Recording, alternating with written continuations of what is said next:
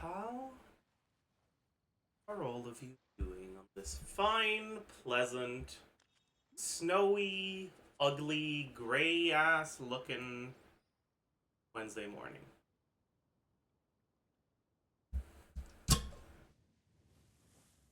And you still have a special place in my heart.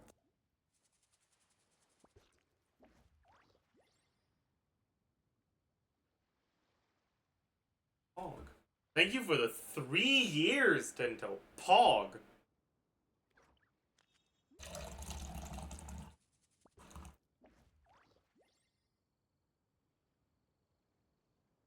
Many insects have a compulsion to follow the light, and humans are the same. Except we call Shut them up, Mawika. No one asked. Hello! Chat, how do you do? How have you been? Did you guys like yesterday's video?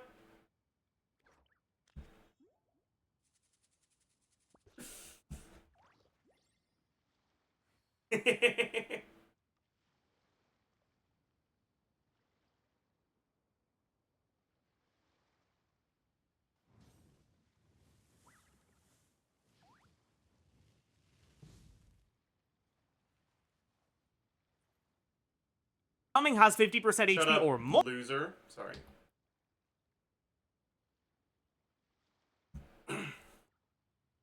Dude, I got fucking ratioed on YouTube, man. Instead of confining themselves to the heavens. Nick's comment has more likes than the video does, dude. Like, man!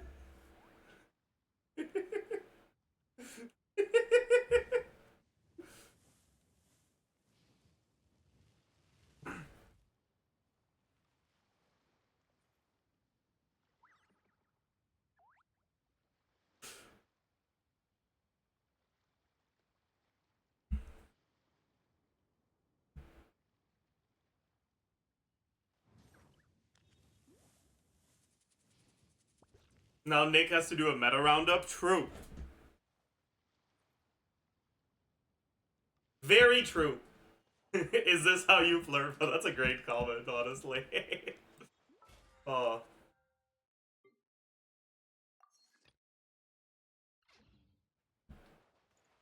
No weapon calcs? Well, what do you want me to say, man? I don't have a fucking slave.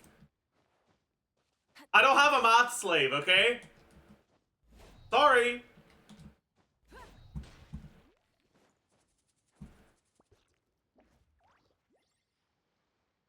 You have editors? I pay my editors!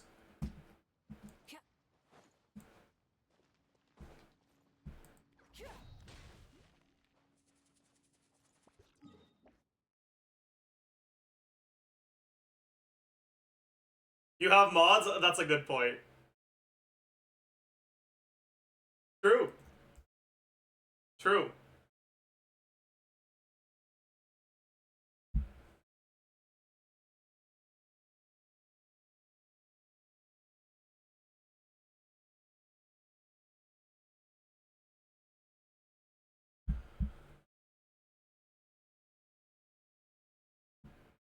I always forget that Ayato is a thing. Bro, Ayato has actually been erased from the collective consciousness. Oops.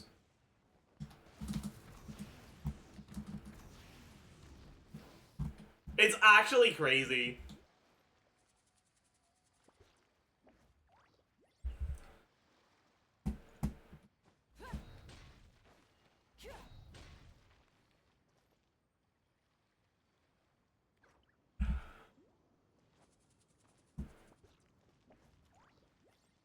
Milani supremacy? I don't know about that one, Chief, but sure.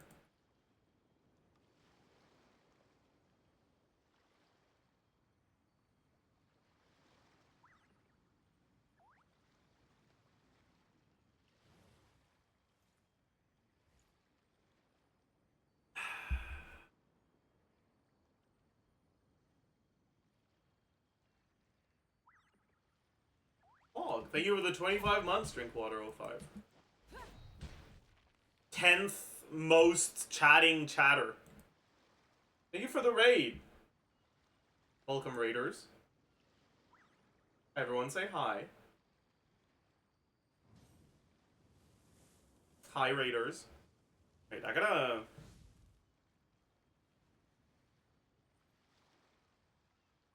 Where is it?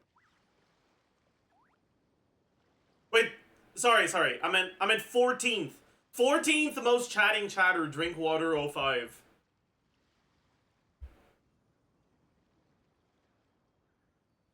I guess you could say 13th if you don't count Nightbot.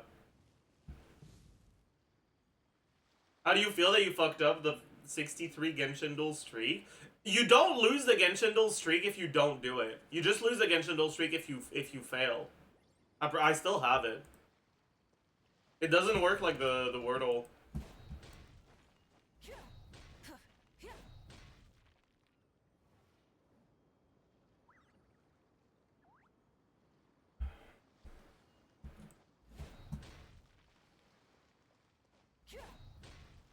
Brother still has the stats open? No, I had to open my browser history to find it.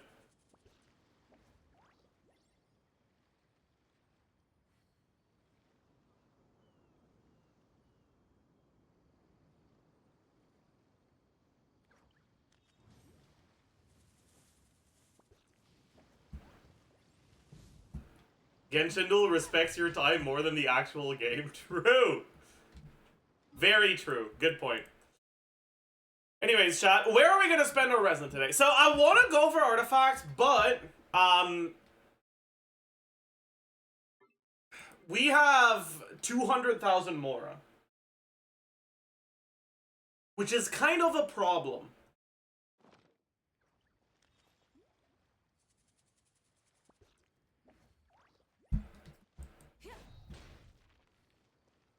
Speaking of which, actually, this reminds me of my joke I made yesterday.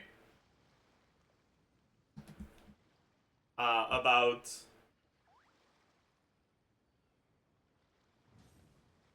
my Genshin account having invested into Nvidia, and it makes me want to check my daily variation of my assets. Alright, cool. We're vibing. No problem.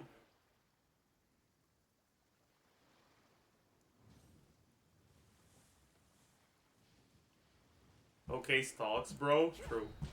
No, I just have, a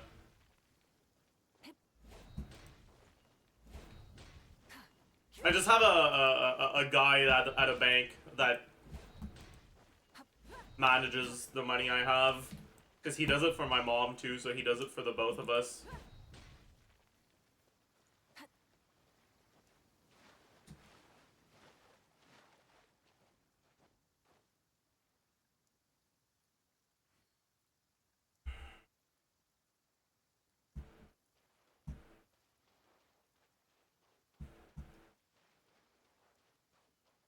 If they made a 3-star artifact set that is only a circlet with its ability enabling 2-piece sets to have their 4-set effects, would that be cool or a dumb idea? I think it would be a dumb idea, but I also think it would be cool. I don't think those are mutually exclusive.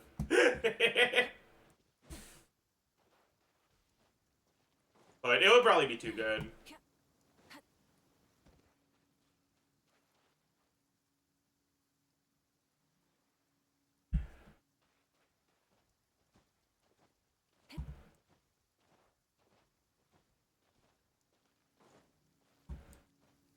Will you be playing Kingdom Come Deliverance?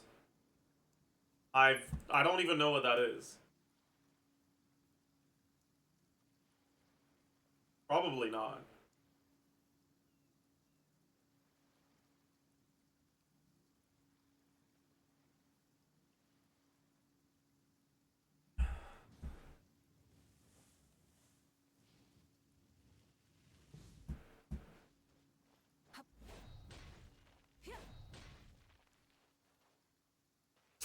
Is Glenn C0 R0 any good or easy skip? I mean, okay, you can look at the title, or I don't know if it's the title or the thumb. I think it's the thumbnail of my Chlorine Asks Zajef.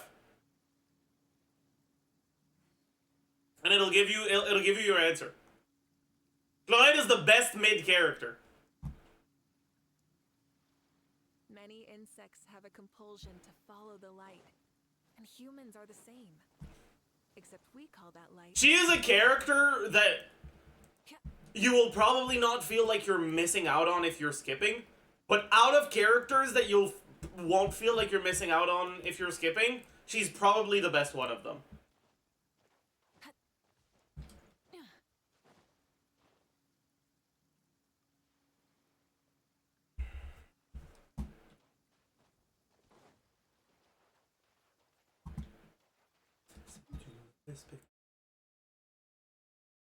Okay, you know what the biggest upside of ley lines is, actually, chat?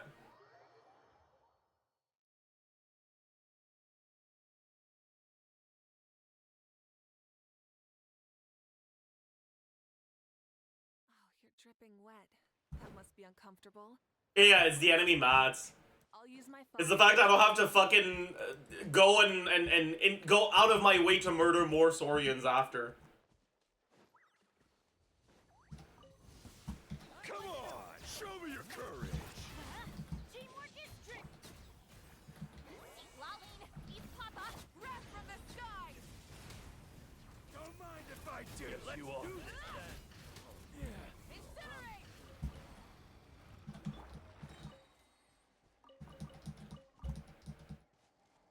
What's your ley line farm count?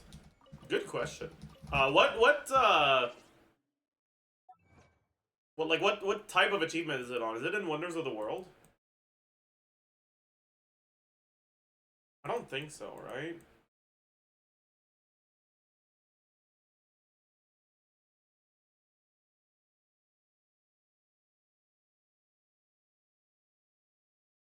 Hero's Journey. You're right, it is on Hero's Journey. 2,141.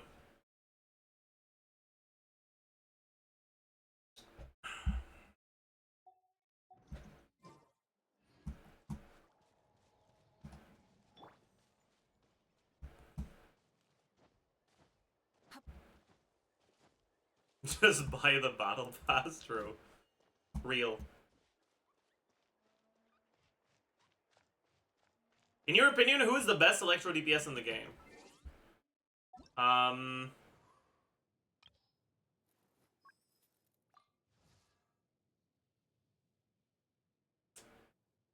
I say? Are you guys gonna be mad at me if I say right on Hyperbloom?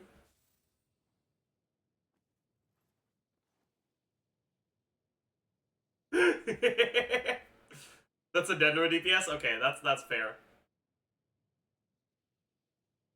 That's fair. Hyperbloom is actually Dendro damage. That's a good point. You're right. I mean, it's obviously Chlorine.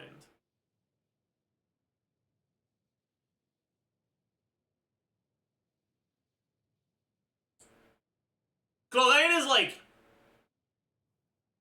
the only Electro character that doesn't feel like complete ass to play without Fischl. Or Dendro.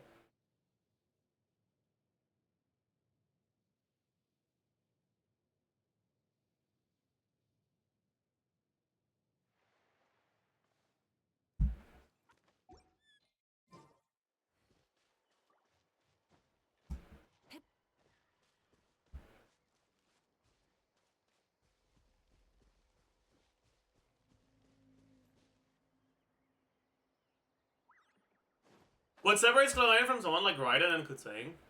Her numbers are just a little better.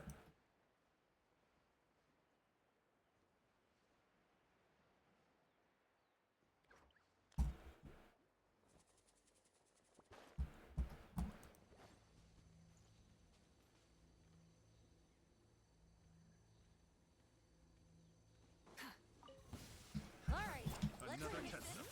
fast. I'm going in. Get to work. You two. Tight. Pyroclastic surge. Test subject. Another test subject. I got careful. Pick the wrong test subject. Adventure time. And I saw someone in chat earlier say that the best Electro DPS is Chaska. And I actually don't know if I'd consider Chaska to be better than Chlorine.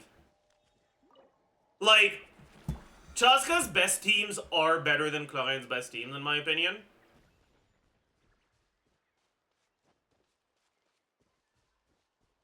But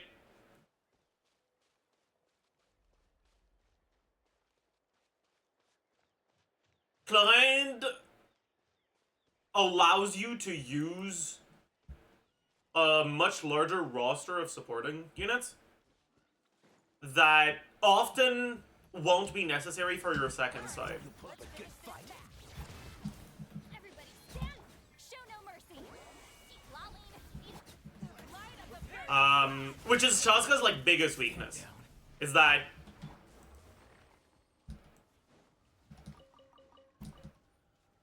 Chaska is a unit that is strong, but that is weaker than the other carries that want Bennett.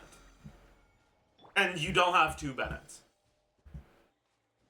So unless you actively avoid going for the other carries that want Bennett, Chaska will never be your best carry for Abyss. On either side.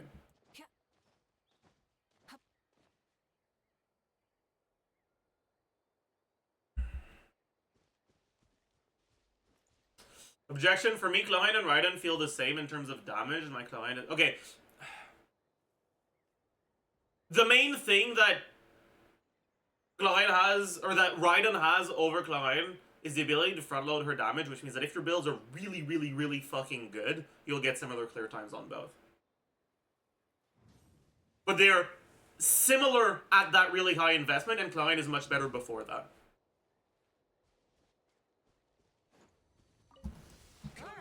let's finish this fast. I'm going in. Get to work. Suffer the wrath of the sky. Don't mind if I do. Let's do this then. Yes, you are.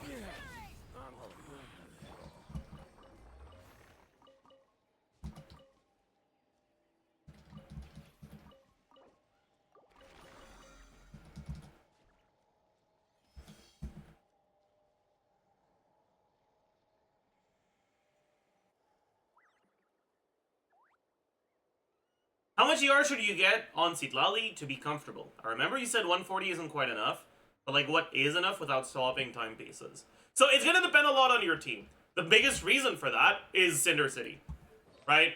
Cinder City is broken for energy, and that means that the amount of Natlan characters you have, and therefore your Night Soul Burst cooldown, is going to significantly impact your ER requirements. On top of that, Shilonen has a passive. Oh, I didn't know she was an instructor right now. Cool. Shilonen has a passive that triggers an additional Night Soul Burst when she uses her E, when she fills up the bar. Right? So that's 6 more energy. If Citlali is the only Natlan character in your party, you'll get 6 energy refund per rotation from scrolls. If you have Citlali plus Shilonen plus Mawika, you'll get 3 of them per rotation instead. Which is a significant difference.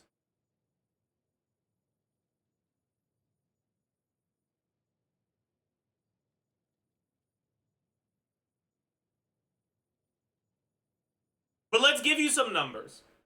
We already have a fucking ER sheet that we did for gumming, so we can use that.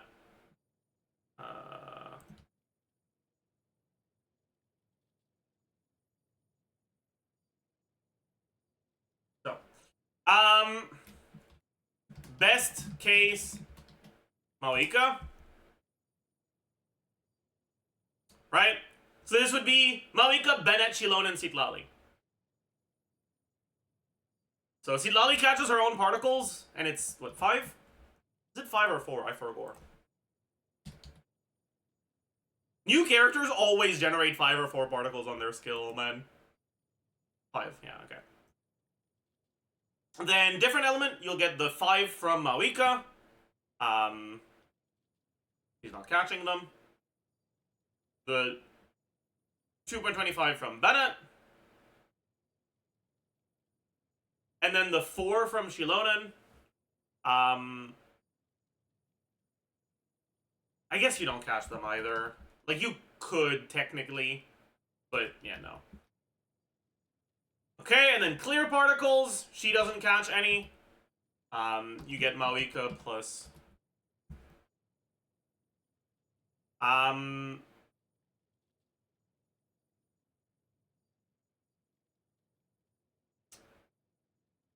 Okay, and then 6 times 3. ER requirements will be at around 150 in a team like this. You could also get 2 Bennett E's in a rotation like this, which would bring them down to around 144, right?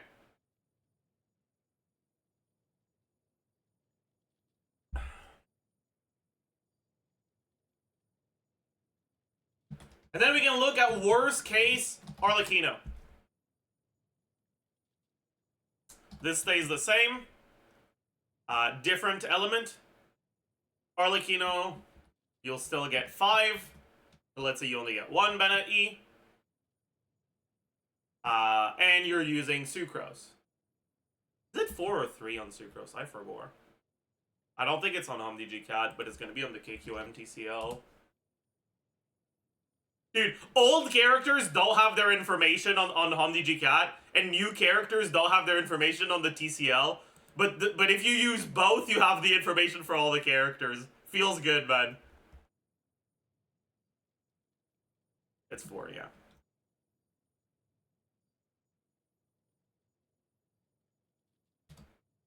But yeah. And in that worst case scenario, your ER requirements are at around 220, right? So somewhere between 140 and 220. It's a very wide range, which is why it's hard to give a proper answer, right? It's going to depend a lot on the team you use her on.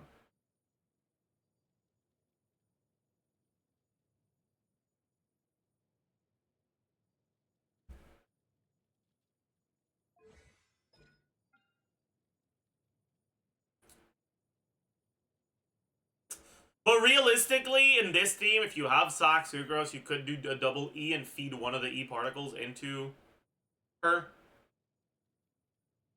which would make your ER requirements closer to 190. And then, well, let's be honest, these teams are fucking broken as shit.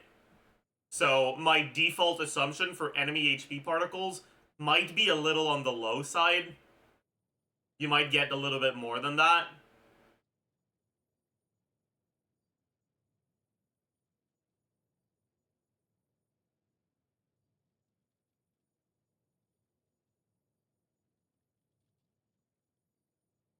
Like, for me in practice, this is more or less what I need. In the worst case scenarios. And it's pretty much exactly what I have.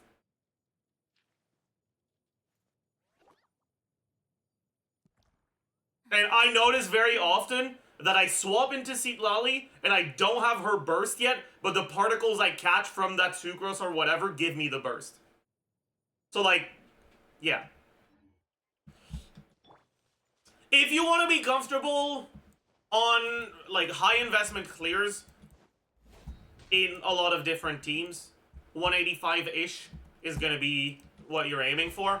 If you want to be comfortable in general gameplay, you might want more than that. Yeah, and then if you're not on Cinder City, it's even higher. Obviously, this one would also go fucking crazy high. Cinder City gives you the equivalent of like 60 ER in the Shilonen teams. It's fucking insane.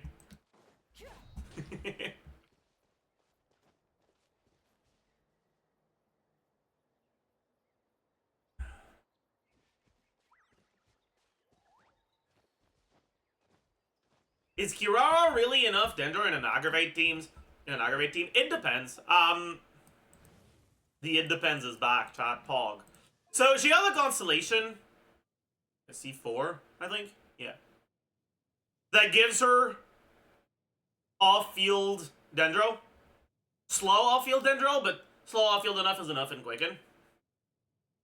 If you don't have that constellation, however, your Quicken duration is just going to be the default Quicken duration, which is, what is it, 9 seconds? Some shit like that? 9.5? Which is going to be enough in teams where you can swap out, or in teams that have short uptime, but won't be enough in stuff like Sino teams.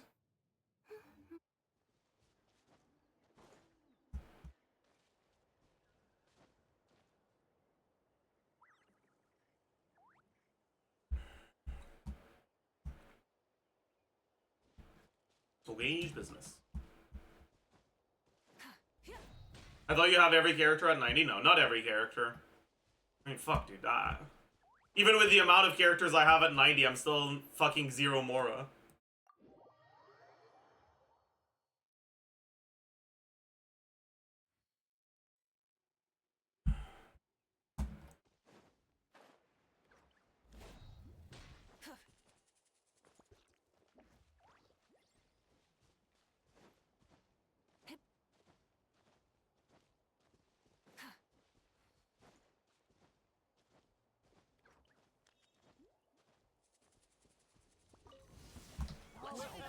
Good fight.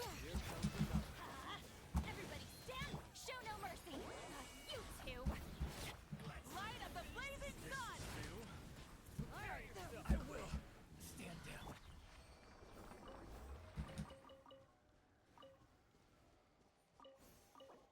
7 TV emote request. Kazorp? No. I'm gonna be honest. I don't really want to add Glorp emotes. Unless they're, like, actually good Glorp emotes. Right? Like, just a random character turned into a Glorp emote? Boring. Yuma Glorp Glorp? Funny. You know?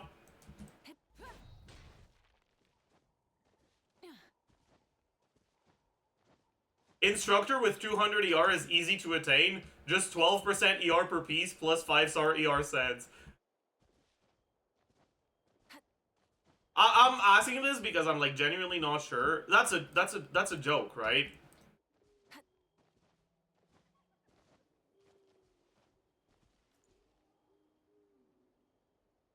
Right?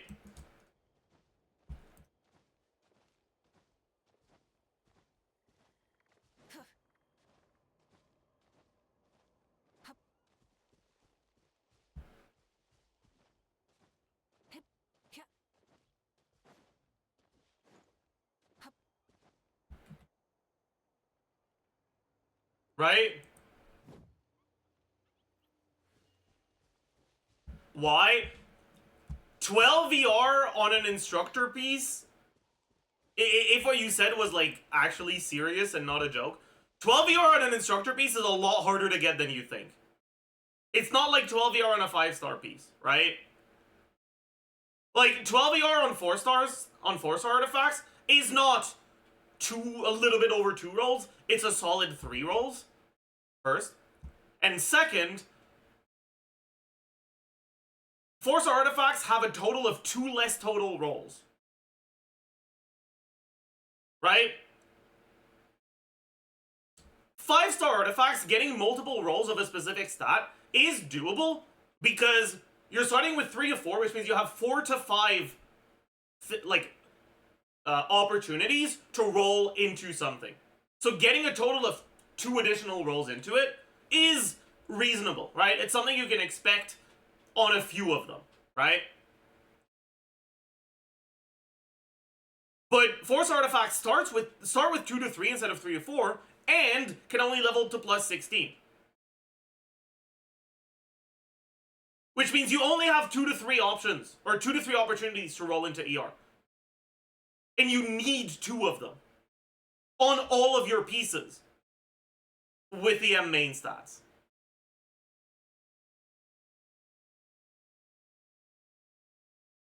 That's hard. I've been collecting instructor and leveling pretty much all of my promising instructor pieces. And let's take a look at what someone who's been doing this for 4 years has on instructor.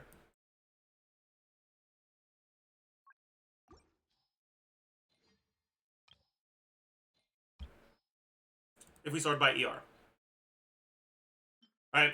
I have one piece with over 15% ER, not the right main stat, obviously.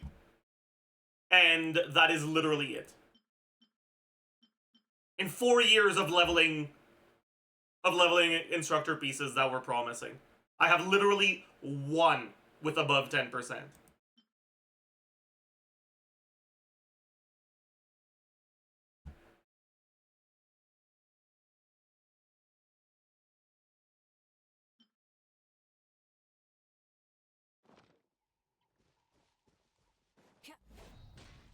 Yeah. Like 12% ER on all of your pieces is not an easy thing on Instructor. It's like getting 50 CD? No, it's not like getting 50 CD. At the end of the day, you also have to keep in mind, I get less Instructor artifacts than I get 5-star artifacts. Right?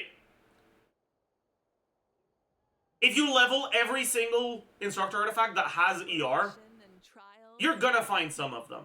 Adventuring is right up. But it's like, you can't directly farm Instructor.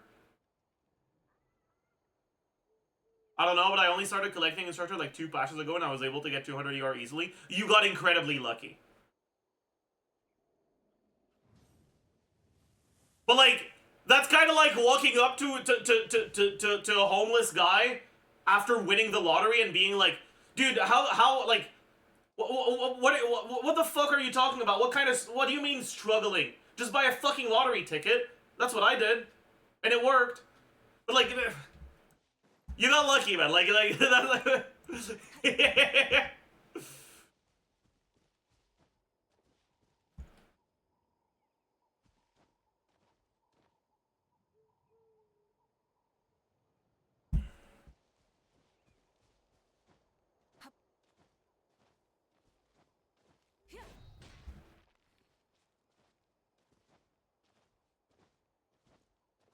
Even then, 200 ER without scroll and seat lolly isn't enough in some cases. Yeah, there's also a lot of cases where it's just not enough.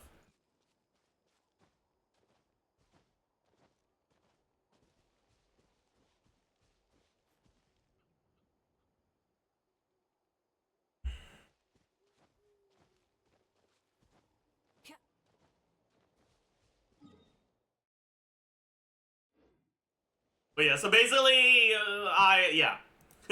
Yeah. Alright,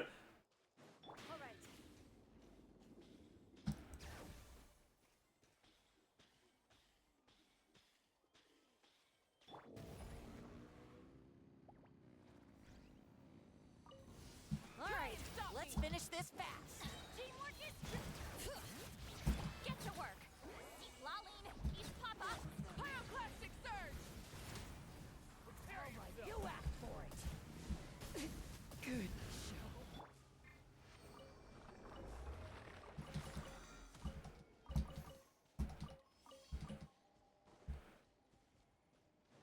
All right.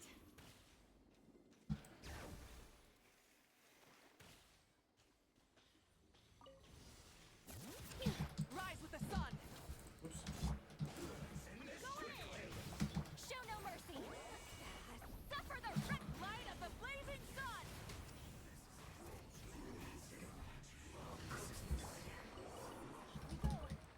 Damn.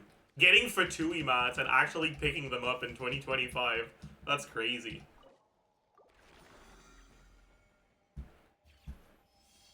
In the current abyss, is Auron better in taser teams or shoulder teams? For the second side, depends on what chamber you're struggling with. The taser teams are a lot better in chambers 2 and 3, but the chivalrous teams are better in chamber 1. Because the chivalrous teams are better overall, but the taser teams are a lot better at dealing with the shields. Ow. I guess chivalrous teams better in chamber 1.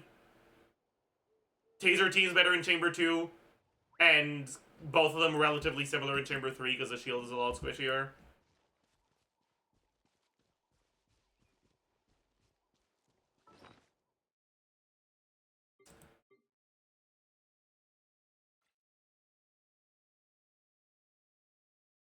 I remember the good old days when I needed to do Fatui agent routes.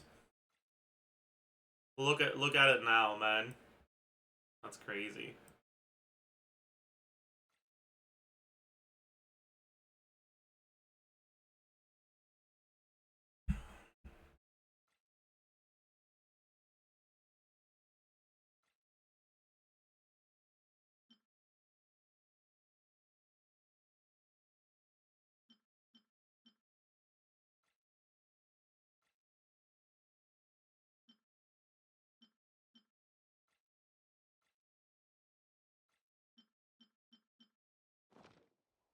Yeah, maybe I should start doing, like, Just enemy routes. Just to farm enemy mats. Because I find myself, like, not having enough mats every time they release a character that wants, like, Whopper Flower and shit like that.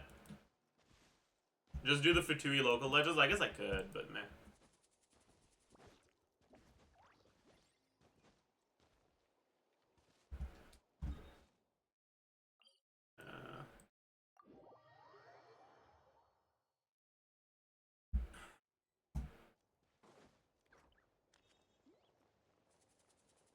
Let's ride.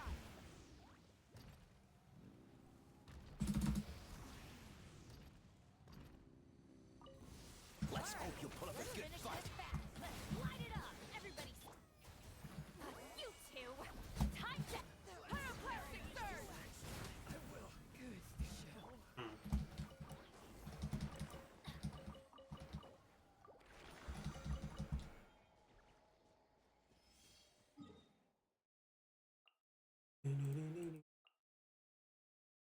I really feel bad only farming ley lines, but it is what it is, I guess.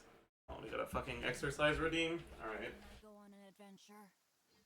My legs still fucking hurt from yesterday, though. Oh, boy. I think there was one I didn't do at the start of the stream as well, so I'll do a leg exercise and an arm exercise. They say anyway. Knowing my luck, the opposite is probably true for me.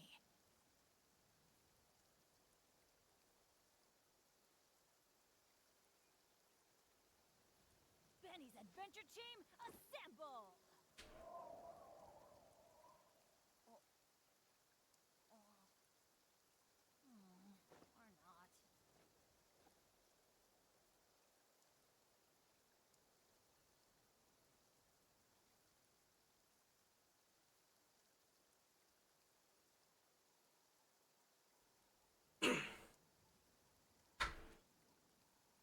Oh, ow!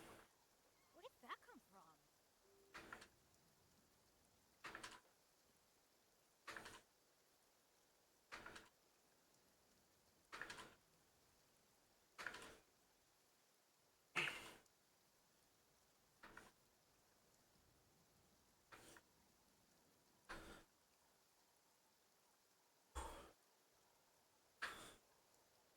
Benny's adventure team, assemble! Or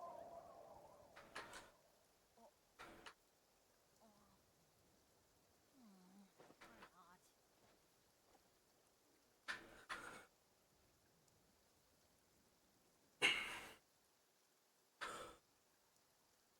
Oh, fucking hell.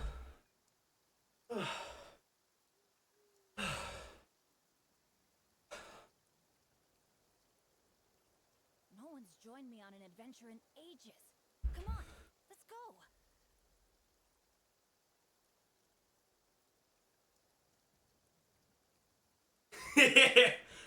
That one chatter that said till failure, yeah.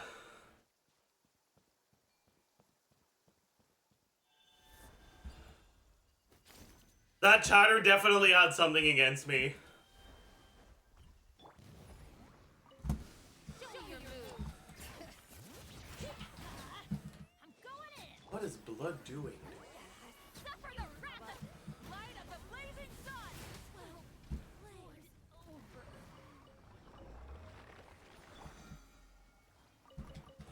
Adventure time. Oh.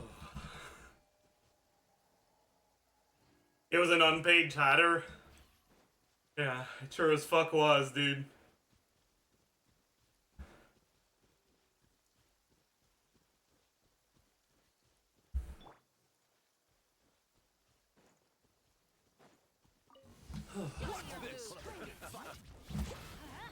Everybody stand! Show no mercy! Lolling to either Papa! Pyroclastic surge! War's over.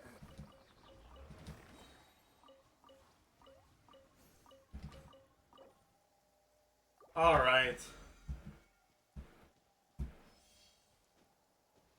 Let's do another 30-minute fitness side quest? No, I'm good, dude.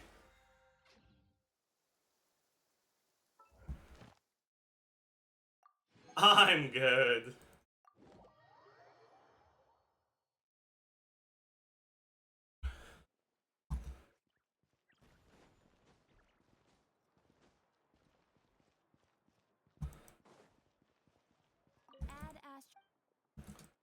you for complete. Whew. Alright, sorry. I've caught my breath.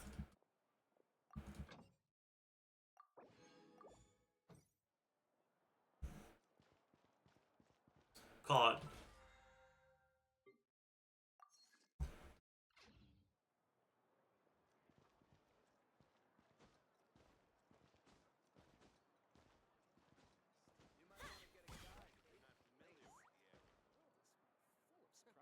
So I've gone from 25 kilograms chest press to 40k kilogram chest press. Pog. What's that in pounds? It's what times 2.2, right? That's 88. Good things. That's come to good. those who Progress. wait on Pog. it. That's what they say anyway. Knowing my luck, the opposite is probably true. For Massive progress. Big gains.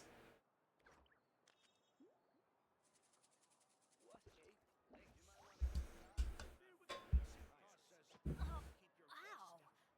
Where did that come from? I'm heading east. Don't you quit here. Guess they don't see you over in the west then.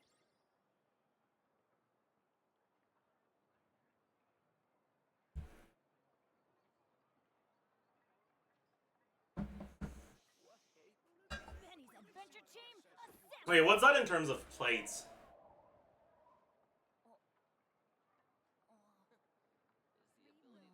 That's not 2 plates yet, right? Or that's not 1 plate yet, right?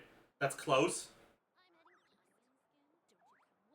I don't know how the conversions work, and I don't know how heavy the bar... Half a plate? How heavy is the bar on... Huh. Let's go find some treasure. I don't remember how heavy the bar I have is. Bar is usually 20. Let's see.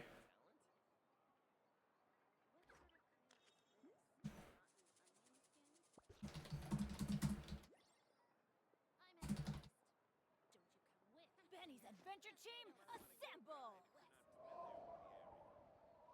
So it's the equivalent of a plate. Or not. 1 plate is 60 kilograms? Yeah, that makes sense.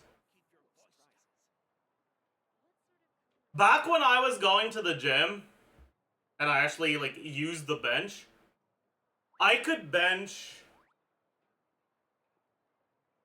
It was in pounds, so I have to, like, do the conversion in my fucking head. At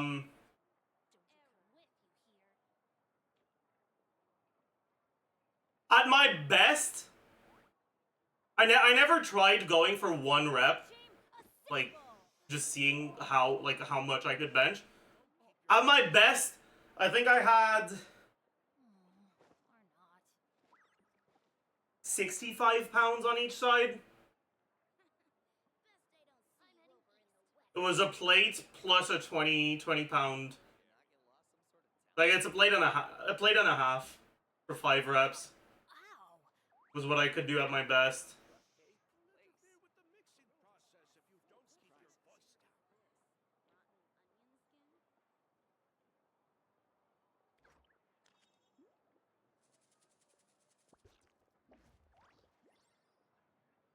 I wonder how much I could bench now.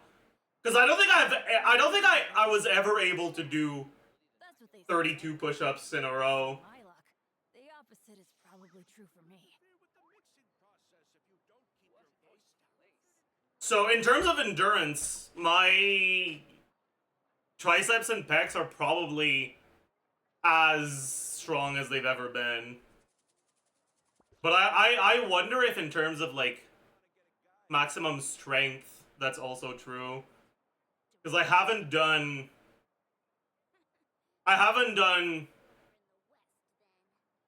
Let's go find some like treasure. strength limit pec exercises at all since I started working out again. I've only done push-ups and burpees.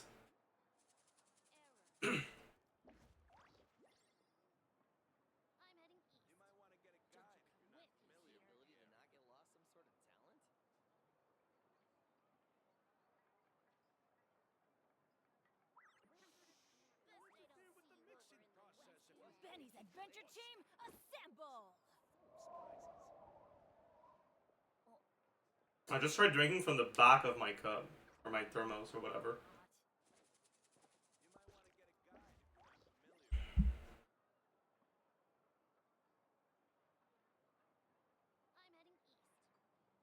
If there's push-ups, why aren't there pull-downs? How do you do a pull-down? There's pull-ups! No one's joined me on an adventure in ages. But bodyweight exercises don't allow for you to do movements downwards. Because gravity don't work like that. If you're doing your movement downwards, it's a resistance exercise. It's not, like, it's not... Yeah. Benny's adventure team, assemble!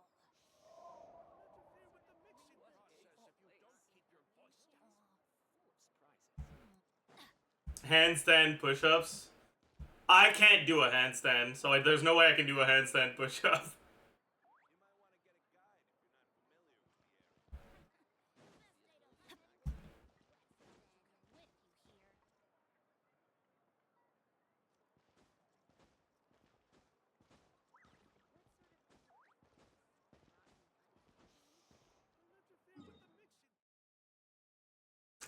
Anyways, chat. What's this emote redeem? Apollo cheese. No. It's not bad, but it's not good enough for remaining 20 slots.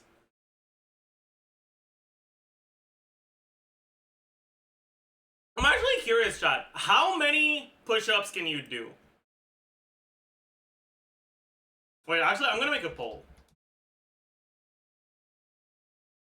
How many push-ups can you do? 0, 1 to 5, I guess 1 to 10, 11 to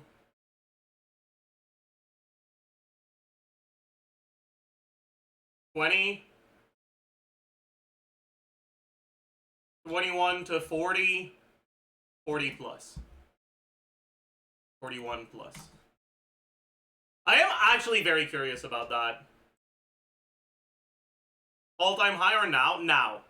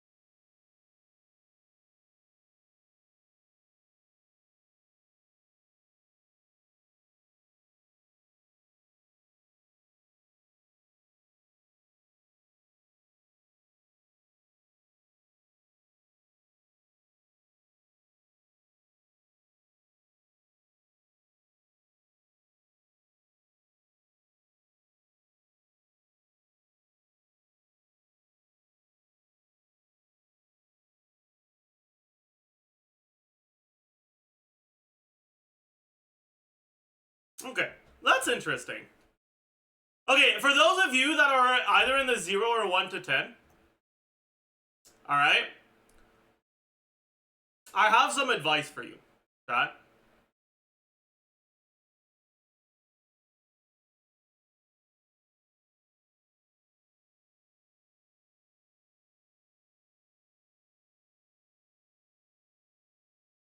Touch some grass? No. If you feel like it, okay? If you feel like it, if you care about being able to do more push-ups or, you know, getting in better shape or whatever,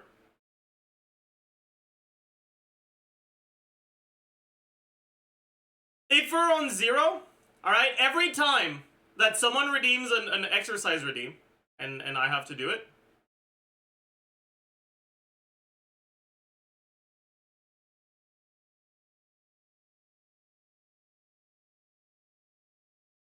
assume a push-up form and try to do one. And it's completely fine if you can't get back up after, like, going down. There's no problem, alright? Your goal isn't to do one push, or your goal isn't to impress anyone else. Your goal is to improve. And if you do it every time I do an exercise redeem, you'll be able to do a push-up a week from now.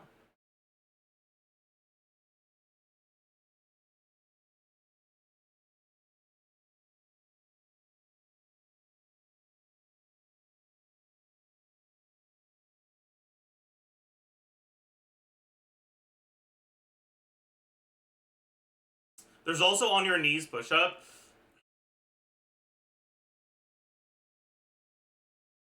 I don't like knee push-ups at all.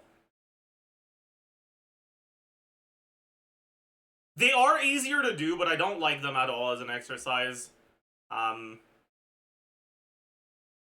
Mainly because if you're not on a carpeted floor, it fucking hurts your knees, dude.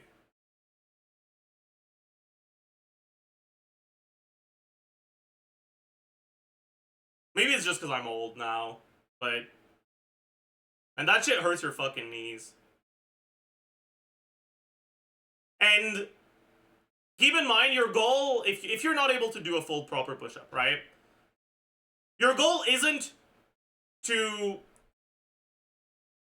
have a fucking arbitrary number, which is the amount of, like, full push-ups you, or the amount of push-ups you can do, go up, right?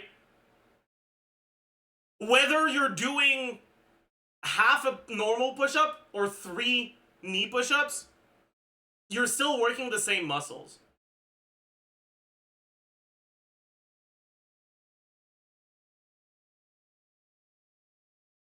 Yeah, I'd rather do incline push-ups over knee push-ups, for sure.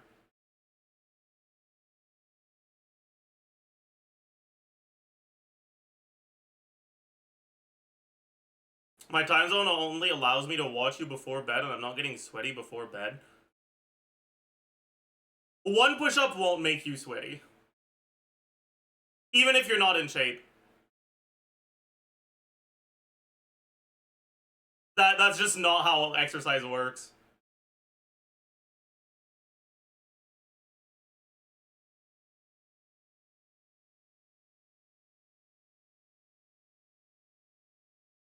Sweat is what your body does to cool itself down, right? The reason why you sweat when you exercise is because exercising burns calories, which releases heat.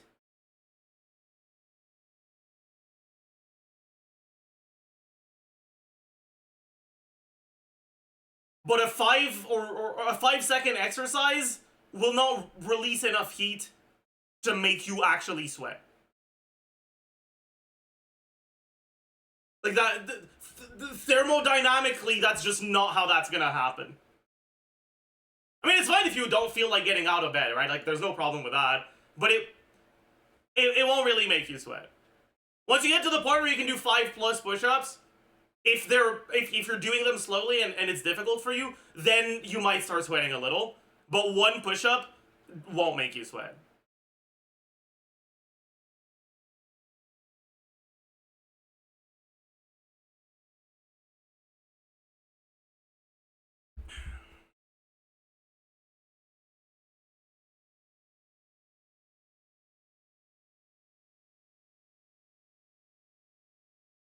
Yeah, and if you're in the 1 to 10 category and you also want to increase the amount of push-ups, just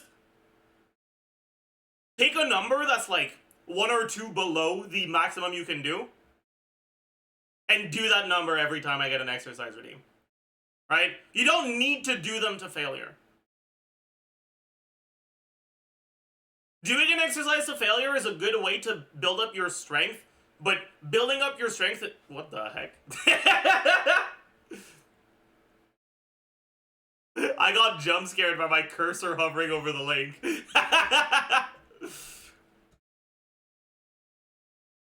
What was I saying? Fuck. Yeah, but building up your strength isn't the only workout that makes you more healthy.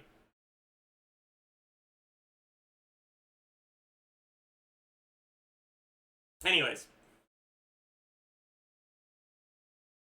After all that yapping, I want to do push-ups now. Fuck.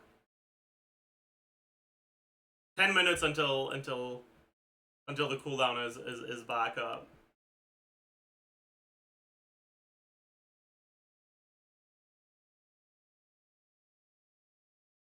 Ones where you jump with your... I can't do that yet.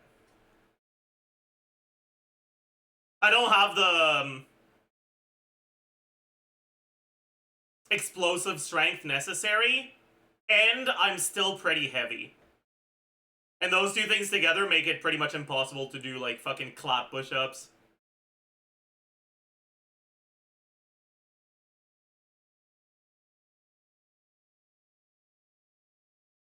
How do I do one-handed push-ups? I can't do one-handed push-ups, so I don't know, dude.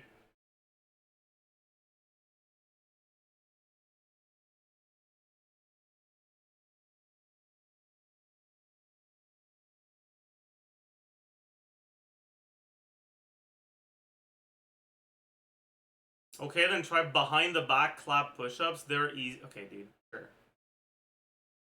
What about planks?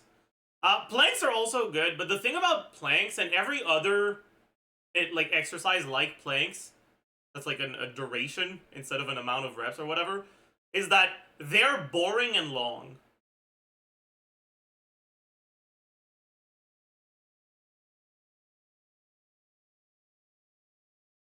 They're so boring and so long. I really don't like planks.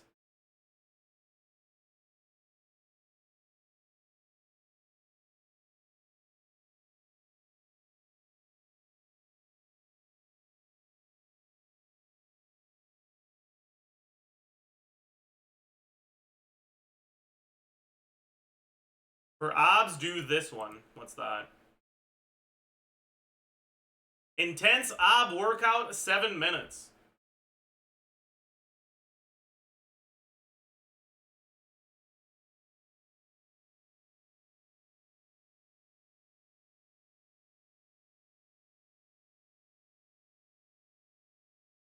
I mean, whatever, I don't care. I could not care less. Sorry, guy.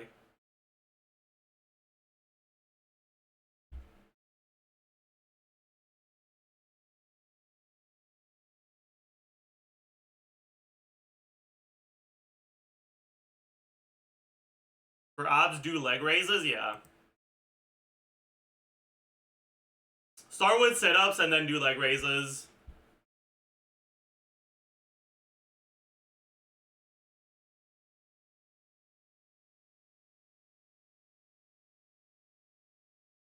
Like, if you really want to do intense ab workouts, you can fucking look up some bullshit, like, sure.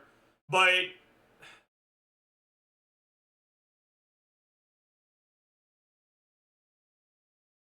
those are bodybuilding exercises. They're not, like, health exercises. It's inherently very... I don't know. The exercise that I do is not so that I can look like a fucking gym bro. It's so that I can reach a healthy weight and feel better physically.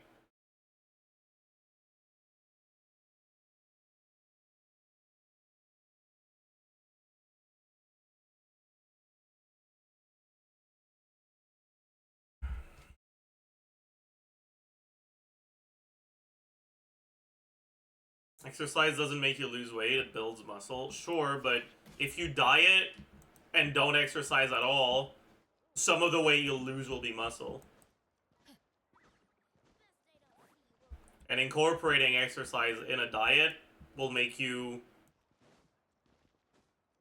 offset the muscle loss from burning calories. And it'll make it so that more of the weight you lose, percentage-wise, comes from fat. My goal is not to have the scale say a smaller number when I climb on it. My goal is to decrease my fucking fat percentage, right? And to have a body that looks better. I don't need to look like a bodybuilder, but I also don't want to look fat. What a place.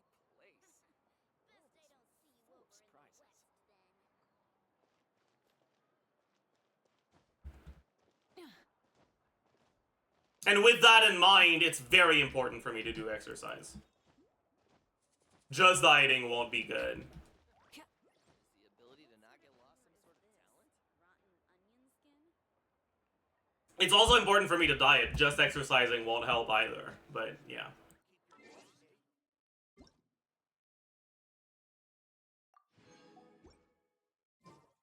Anyways.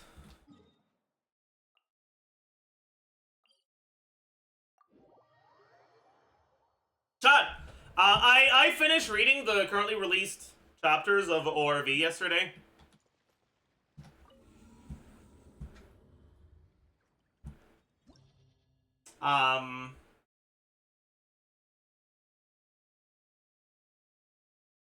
What did you think? It's definitely the best manhwa in its genre. How many chapters is it? 247, I think.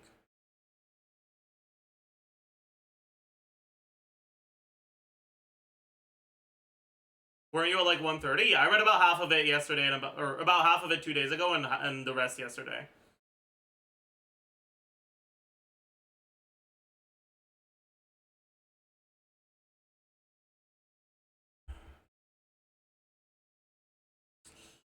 But yeah, it's definitely the best manhwa in its genre.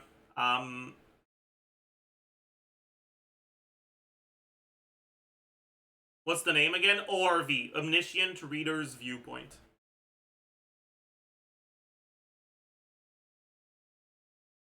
I mean, the main thing that, like, separates it from the rest of its genres is its characters. I feel a but coming. There's no but. Like, it doesn't have characters as good as what you'll find in, like, character-driven stories. Good character-driven stories. Whether it's through exploration of character relationships, like in romance stories, or in stuff like Mob Psycho, right?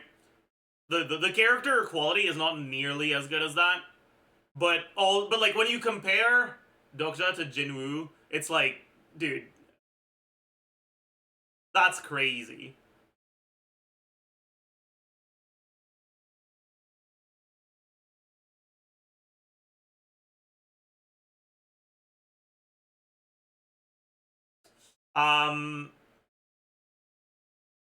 Anyways, spoilers for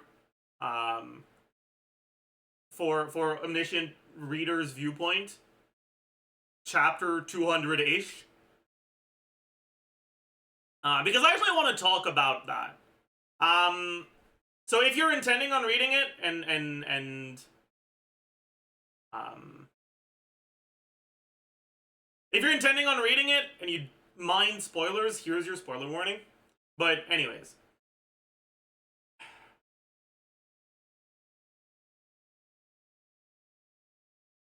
The thing with his mom was really predictable.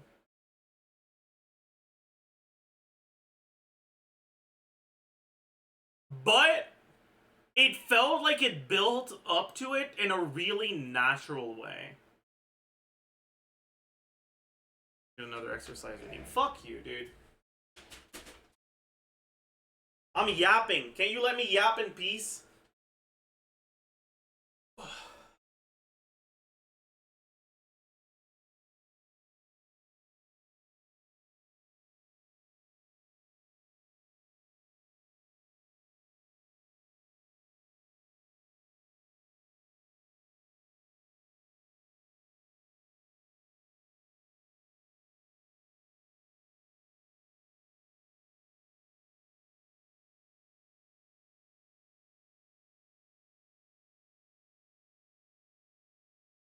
So, as I was saying.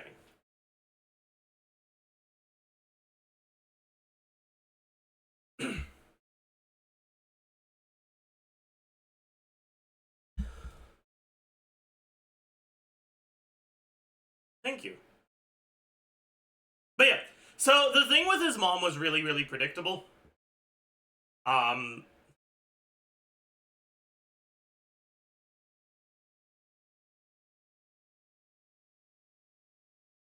I think everyone probably figured it out before it was revealed. Because I don't think it was meant to be a sudden twist. I think it was foreshadowed in a way where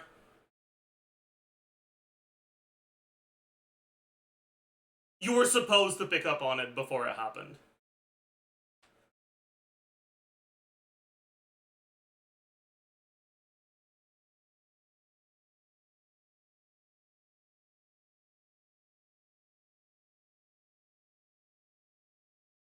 I think it would have been more impactful if she just fucking outright died. And I actually didn't like how she didn't.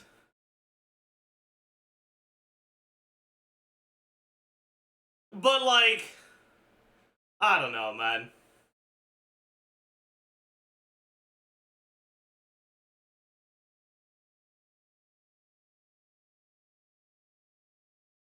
We still haven't seen a proper resolution to it. I'm sure novel readers could spoil me, but I'm not really interested.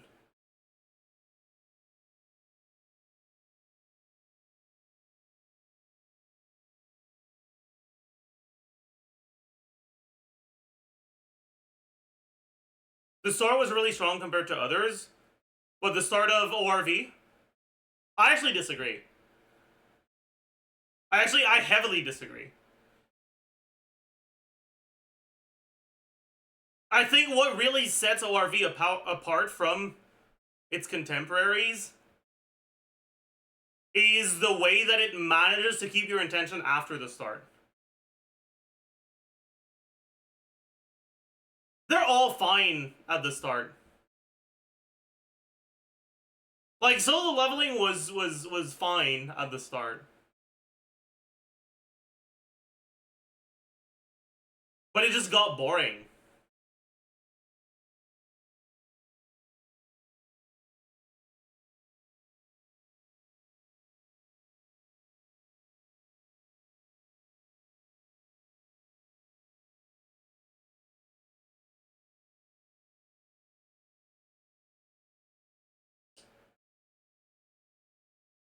Anyways.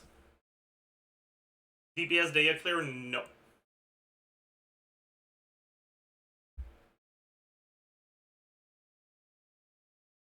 I personally felt every start was more strong compared to others. I didn't like the start too much.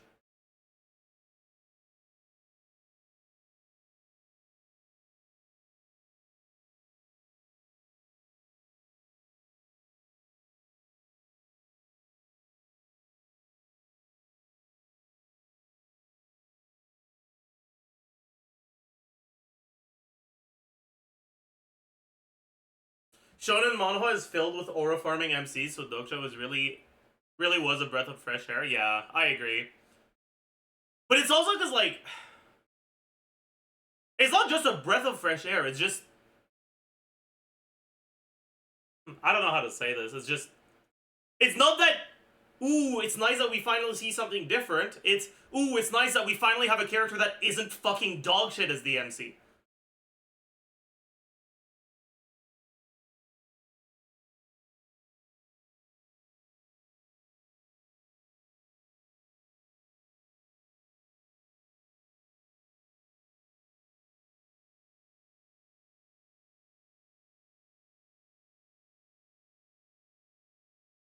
Recommend Latna Saga? Yeah, I came across the name of it when I was looking for more recommendations of stuff to read. I might read that next. Right, right now I'm reading, I don't remember the exact name. I think it's I Became Pregnant with the Emperor's Child, or some shit like that.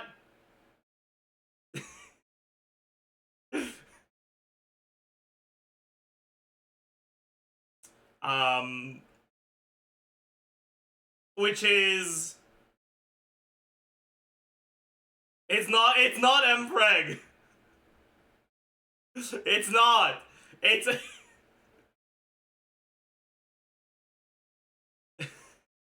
Tube. It's about a knight who has a one-night stand with a random man at a festival. But when she wakes up the next morning, she realizes that the random man was the emperor. And the emperor is known for disliking people that are clingy. So she runs away and pretends it didn't happen. But then she finds out she's pregnant.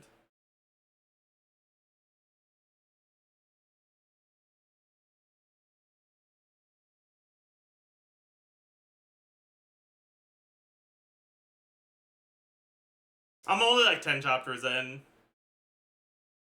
I have no idea if it's gonna be good or not. Saj, it wasn't Empress.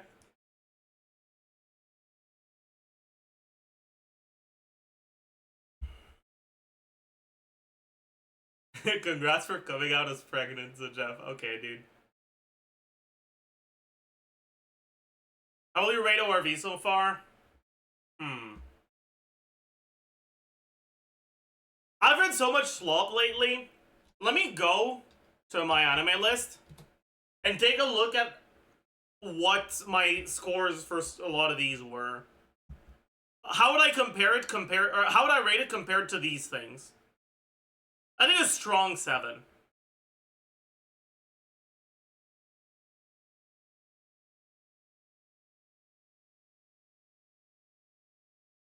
Have you seen I'm in Love with a Villainess? Yeah. Incest arc aside, I kind of liked it, but the incest arc kind of ruined it for me.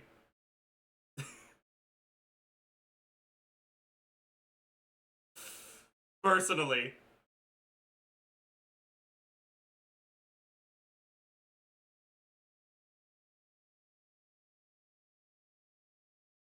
The what? Yeah.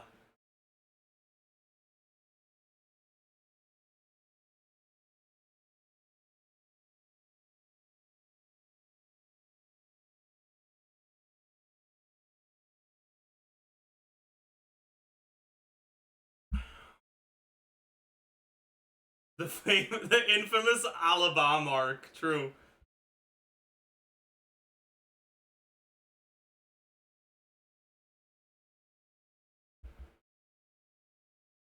Yeah.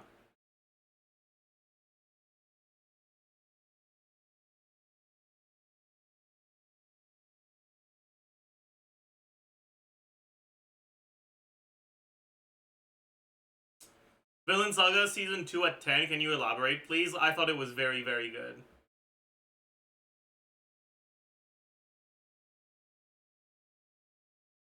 You should read Reformation of a Deadbeat Noble. What is that?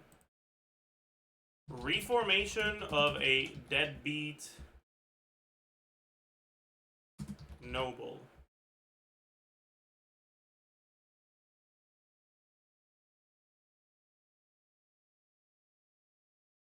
How many chapters? Started coming out in 2021.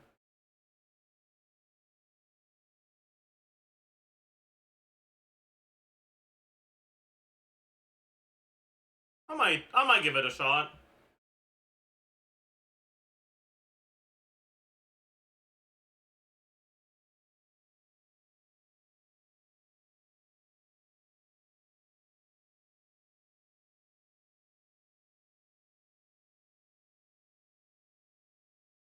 Another recommendation is The Greatest Estate Developer, not shonen, but comedy with a good plot.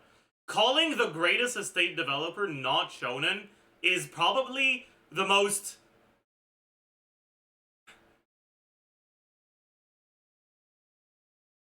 delusional cope statement I've ever heard.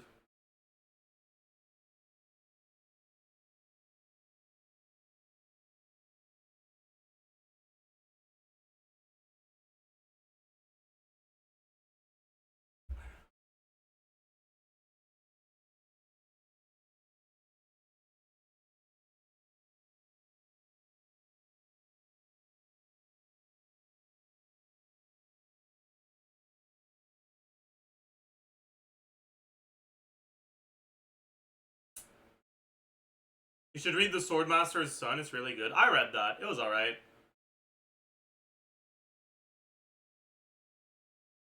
I like MCs who are villain type. I don't know how much I agree with that. I think very often stories have evil... Like, well, in manhwa, very often stories have, like, evil or morally bankrupt protagonists because they're lazy to write out a compelling... They're too lazy to write out a compelling one.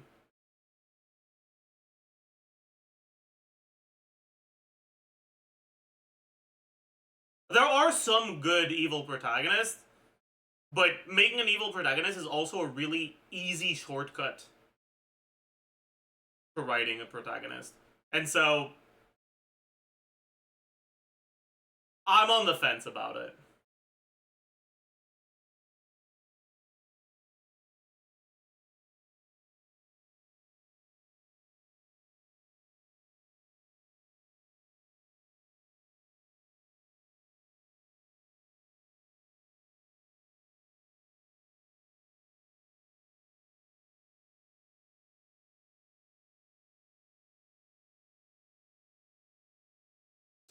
To be honest, many of the popular anime and manhwa lack compelling MCs. That's why characters like Gojo are more popular. Okay, but Gojo is not a compelling character either. Gojo is popular for the same reason Jinwoo is popular. He's a hot aura farmer. He's not actually a compelling character. I'm sorry.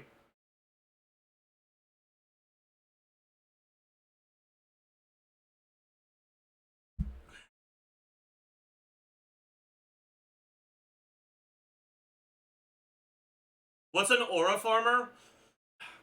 It basically refers to a character whose main appeal is that they are really cool.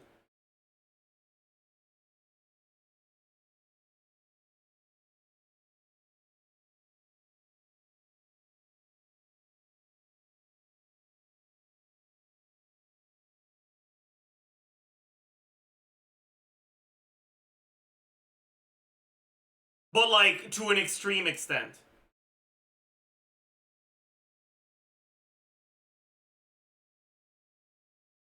And the story puts an emphasis on their coolness.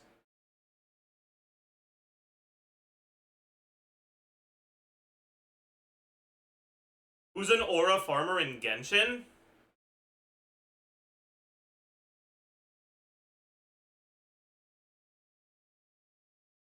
Child? I guess, yeah.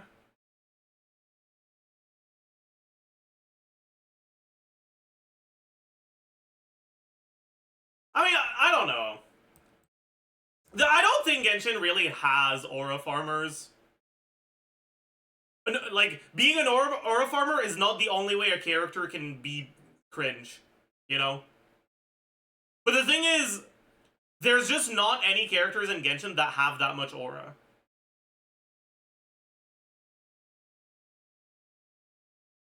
Is there a good aura farmer in your eyes? Well, I wouldn't use the phrase aura farmer to describe a good aura farmer. But, like, you could say that Reagan is a good aura farmer. Because, like, you could make the argument that Reagan is an aura farmer, and he's definitely a great fucking character.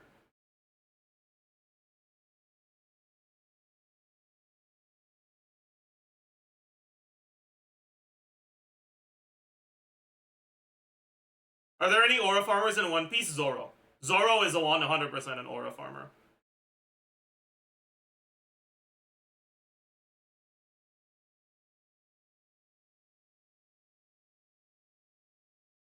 Zoro's not actually an interesting character in pretty much any fucking way, shape, or form. The only reason people like him is because he's cool.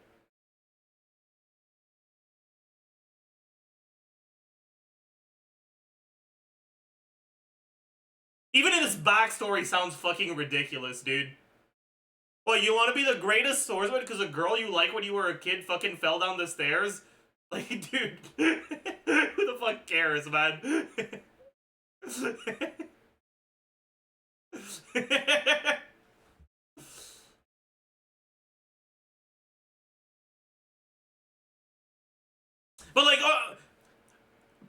every single quote-unquote compelling part of Zoro's character is him farming aura.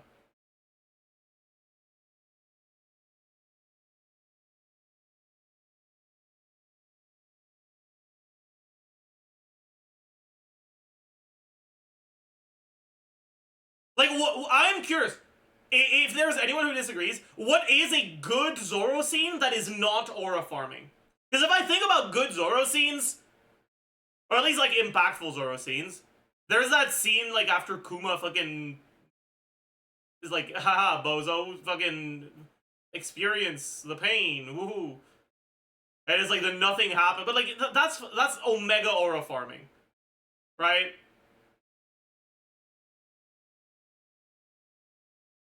Like, that's the definition of aura farming.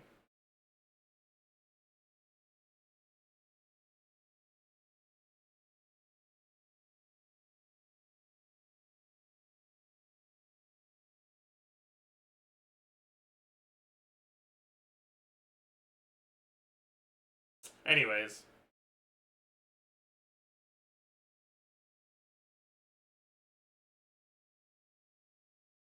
His loss to Mihawk on the East Blue. Shit, you're right. There was an important character moment for Zoro where a different character was aura farming. You're so right. Good point.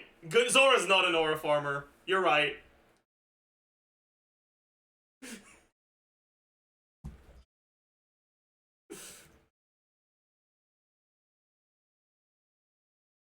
Also, it was 20 years ago. Yeah, there's also that. Shanks is 100% an aura farmer? I don't know.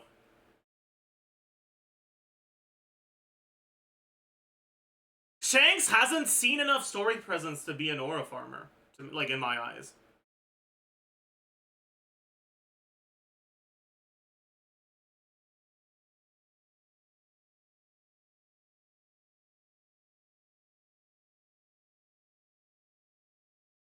Like, if you had, like, 2 cool scenes, and that represents most of your appearances in the story, you could say he's an aura farmer, but I think that's kind of a weak argument. The argument for Zoro is strong because he's been in, like, fucking 1,000 episodes. And the only thing he ever does is farm aura. Right?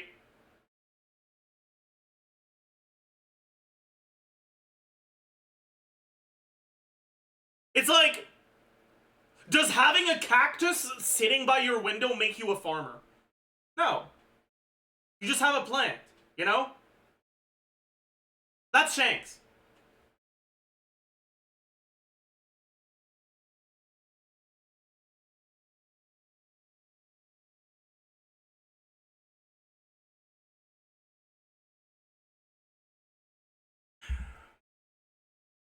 Aura farm characters are a necessity to shows? I heavily disagree. But I do agree with the underlying idea that they can be good for shows. If they're not a main character. Or if they bring more than just aura farming. And that's why so many of the like shonen manhwas are kind of ass, because the aura farmer is the main character and he doesn't really have a personality outside of aura farming.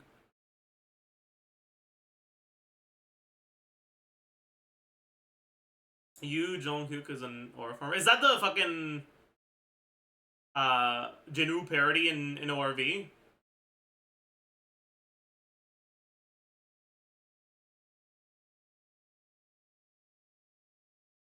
It is, right? They fucking romanize his name differently in all the fucking, like, different scanlations. So I'm not sure. But yeah, okay, yeah. So, yes, I agree.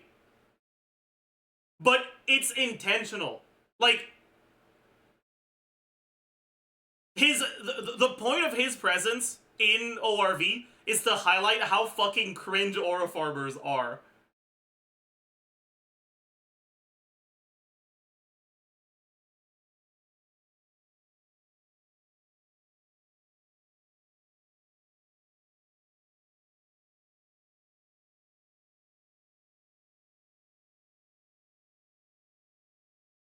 I feel like Levi is a horrible case of aura farming as well. I never liked his character.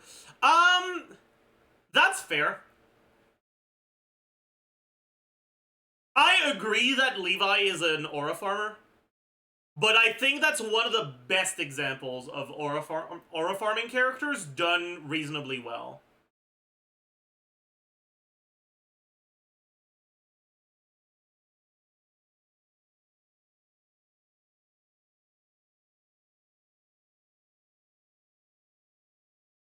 I think it works well in Attack on Titan because of the ambiguity of sides. Because of how easy it is for characters to, like, have motivations that conflict with one another and that force them to go up against one another. And Levi is effectively this fucking force of destruction that you need to keep on your side no matter what.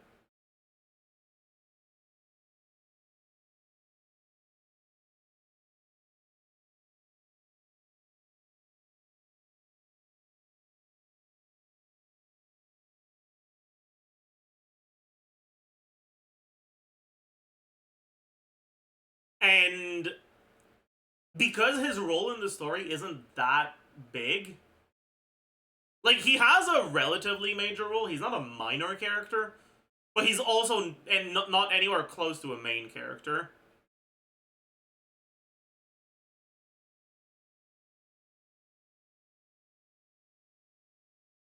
I think he works well. Mikasa is a more boring aura farmer. I agree. I heavily agree with that.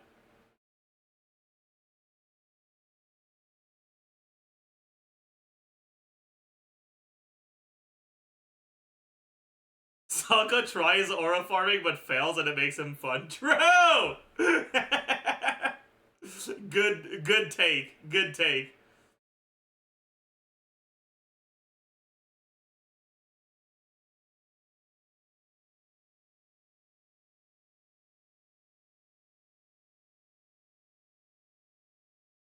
But yeah, I think if Attack on Titan's characters had, like, motivations that made them, like, stay on the same side and like, never really change what they're fighting for, Levi would be a boring character. I think you can make the argument that Levi is a boring character in the early seasons, but he gets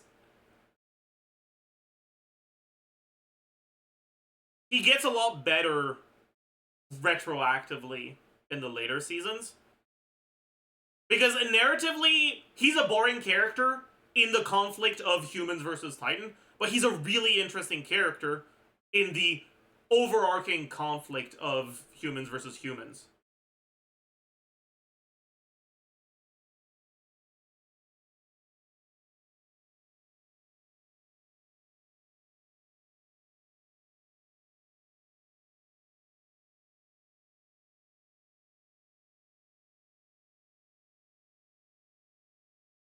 Levi as the fucking nuclear bomb of the state is just really interesting.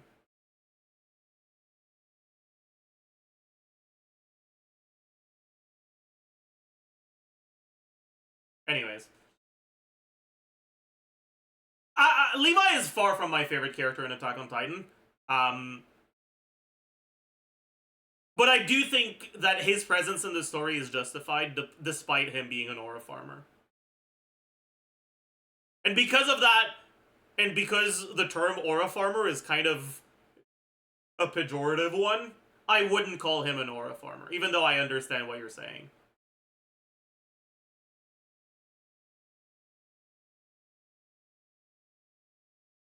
Who's your favorite in Attack on Titan?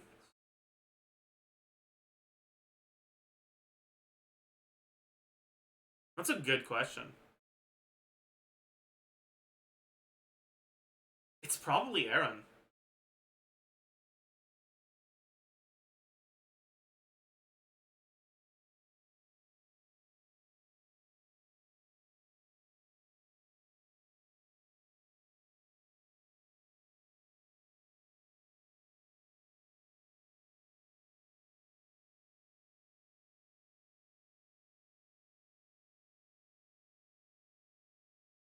anti-hero moment. Eren is not an anti-hero. I guess, spoilers for Attack on Titan, because he's kind of presented as an anti-hero for a bit, but massive spoilers for Attack on Titan. Eren is the main villain of Attack on Titan.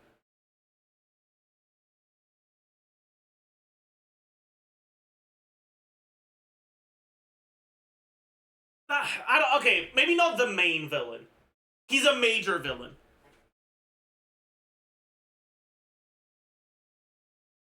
Cause saying that Eren is the main villain of Attack on Titan would effectively be saying that the main conflict in Attack on Titan is man versus man, which I don't think is the case.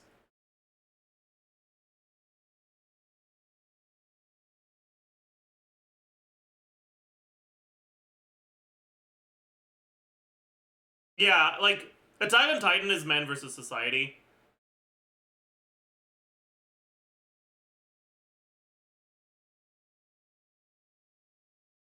And Eren is an awful villain, but he's also a victim.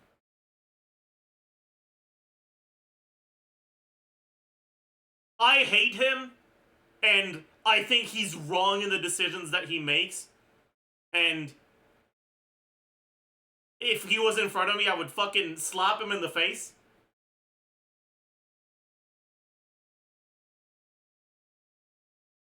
But I still feel sad for him, you know? I still feel incredibly sad for the shit he had to go through. And I can't help feeling that way. Even with all the bad shit he does. Which is why I like him so much as a character.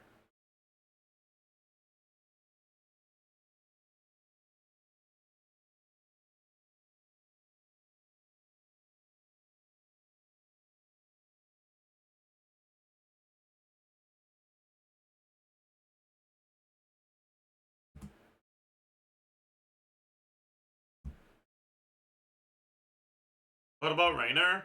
Meh. Reiner was a fine character, but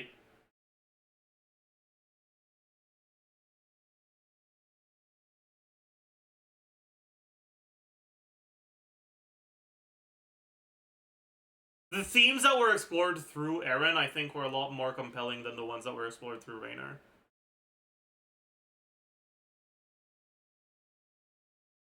Like, a lot of people dislike Attack on Titan's ending. I don't.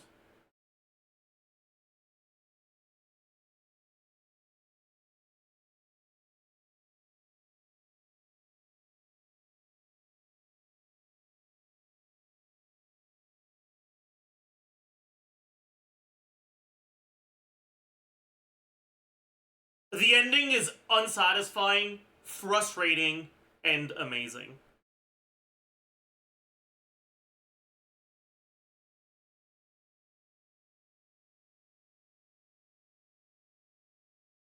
Because a story about war with a satisfying ending is a story that sends a message that makes me pissed off at the author.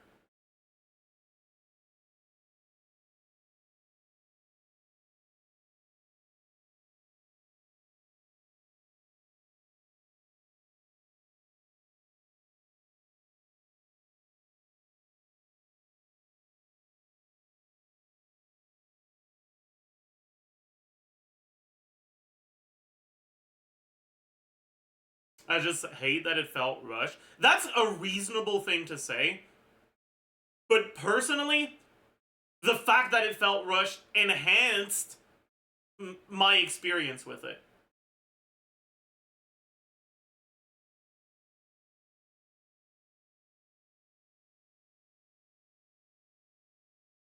The fact that it was rushed, meaningless, unfair.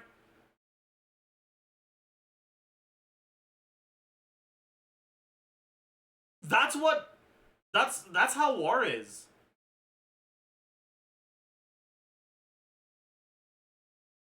You'll have your dad who fucking died as a casualty of war, and then the next day, fucking your fucking prime minister is gonna be like, oh yeah, peace, no more war.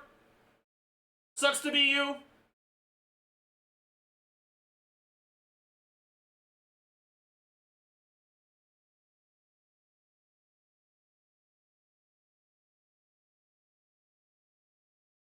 It's sudden, it's unfair, it's rushed. Because that's how people who live in places that are that create casualties of war, that's how they feel. It's trying to convey that feeling.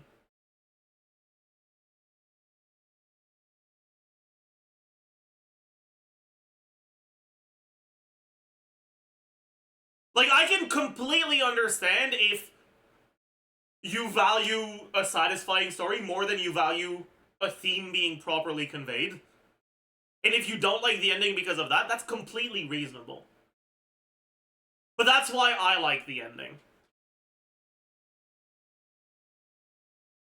And I think it was intentional. Like, from the few interviews that I've seen of the author, I really do think it was intentional.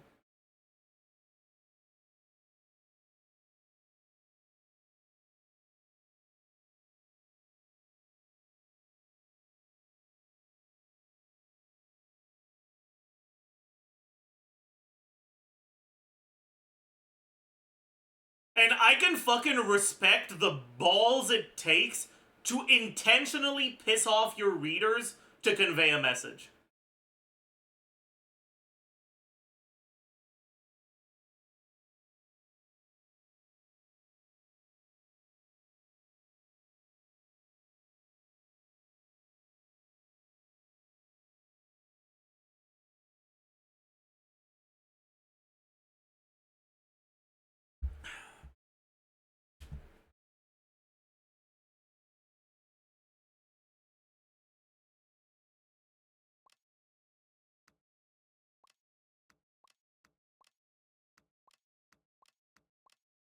Anyways, all of this to say, I actually did like Attack on Titan's ending quite a bit. I have Attack on Titan. Where do I have? I have Attack on Titan as a 9. I rate it as a whole rather than just like each season individually. If I were to rate each season individually, it would probably be an 8 at the start that builds into a 9 later on. I don't think any of the seasons would be a 10.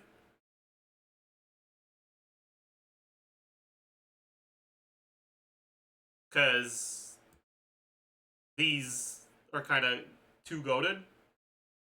But yeah.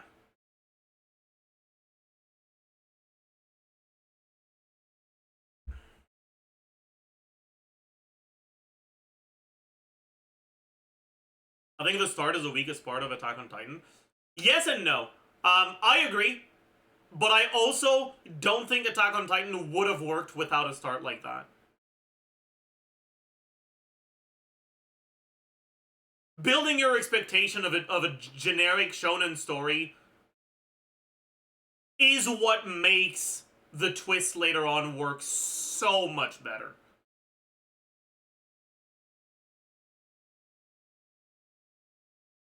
One Outs being a 9, sheesh. Yeah, I don't know. If I rewatched One Outs, I don't know if I'd have it at a 9 still. Cause Toa is definitely an aura farmer. He's like probably the biggest aura farmers of all the characters I like.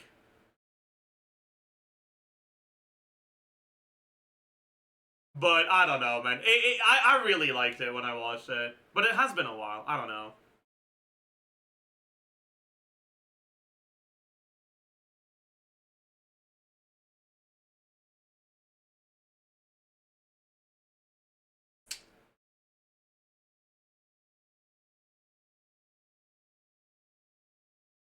And up with your 9s and 10s, it's your worst rated anime or manga.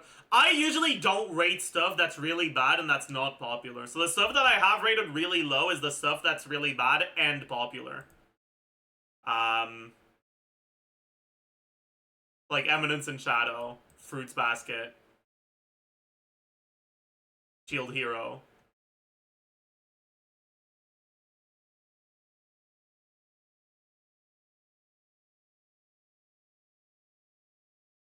Code Geass.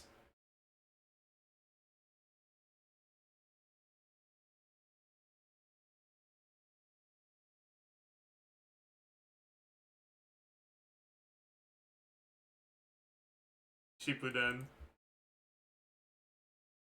Where did I put default Naruto? Was it as a 6? I don't remember. Yeah, as a 6.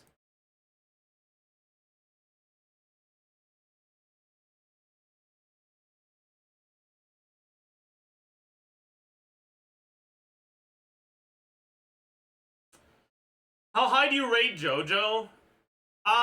It depends on the season.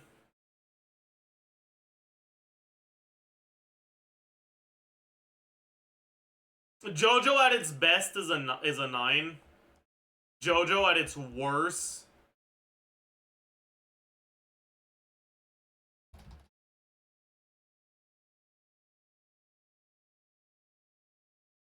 is a 4.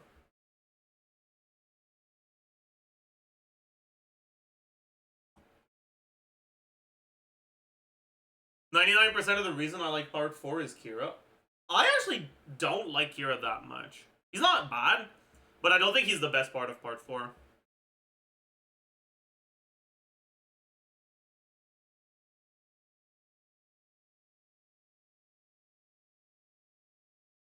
He was playing the reasoning behind the score, like, what does a 6 mean to you? Okay, I mean, a 10 means that I had an incredibly good time watching it, and I think it holds up as an objectively amazing piece of media.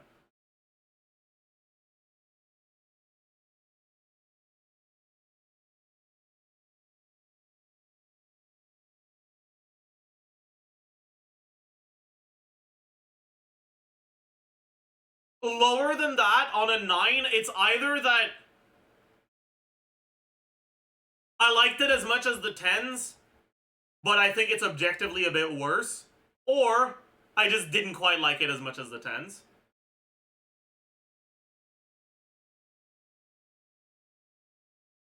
Eight is stuff that I think is good and worth watching. But you're not, like, missing something in your life if you don't.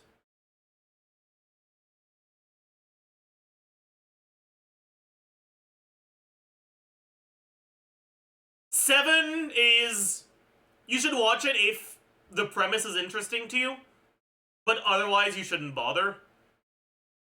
6 is the stuff that you watch because you're bored and you've watched everything else in the same genre that was higher. And 5 or lower is stuff that's starting to get, like, kinda...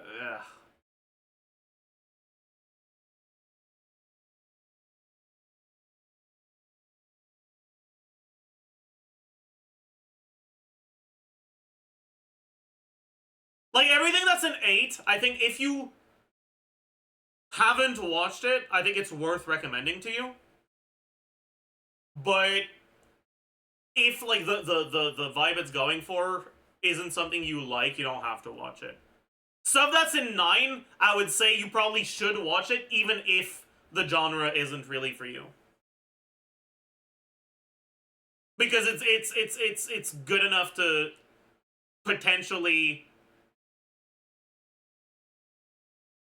bring you a lot of enjoyment, even if it's in a genre you don't like that much.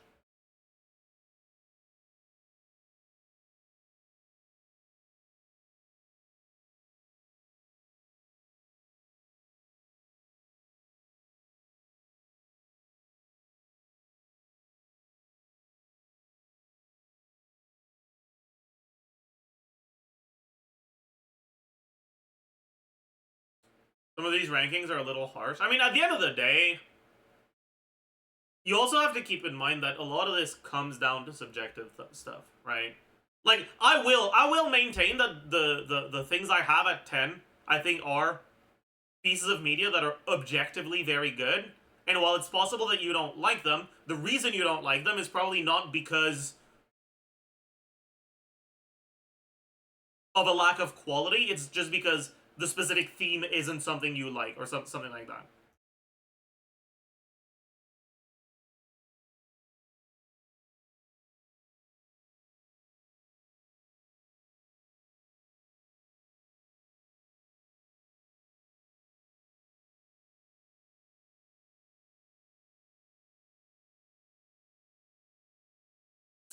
If you admit that it's subjective, then how can you say that the 10s are objectively amazing pieces of media? Because there is subjectivity involved in... Okay, it's kind of like how... The 10s are like Bennett, okay? If you don't think Bennett is the best unit in the game, that's a reasonable take. There's arguments for other units, for sure. I don't even think Bennett is the best unit in the game. But if you think Bennett is a bad unit, you're a fucking idiot. You know?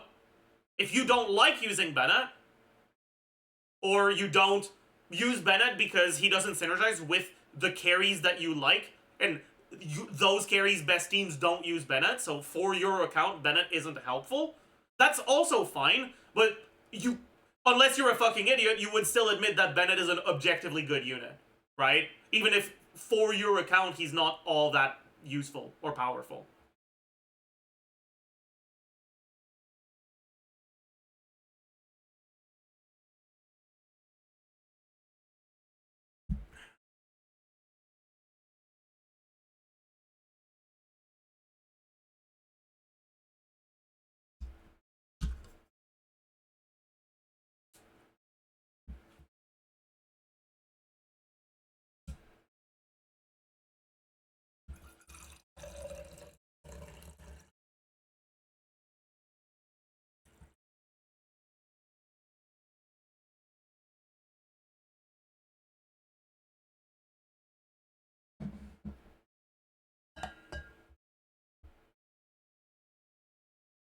But yeah, like,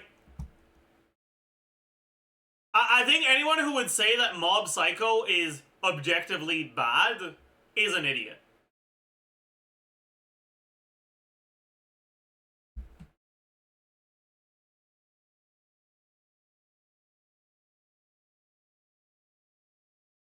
But someone who says, I thought Mob Psycho was awful, I think is fine, you know?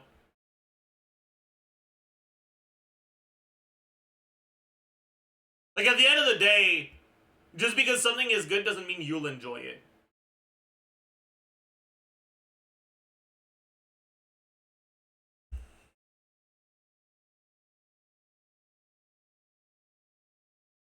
Should I watch it? The blonde guy is hot. Are you talking about Reagan?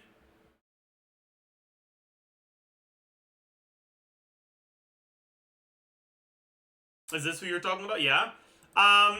Reagan is one of my favorite characters of all time.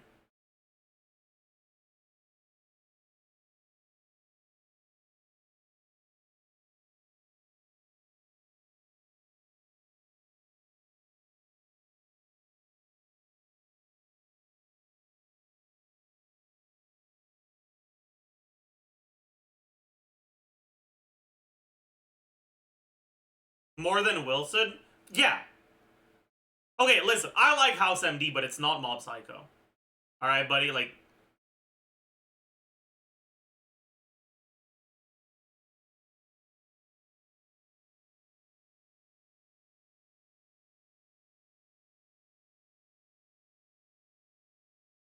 Anime allows for a certain amount of, like, suspension of disbelief that lets you have a lot of character arcs that are a bit less literal.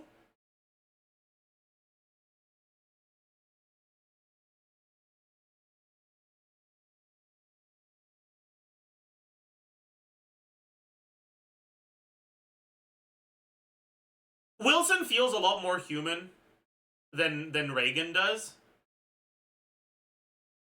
But because it's anime, Reagan doesn't feel like he needs to feel as human, and the themes that are explored with Reagan are so compelling.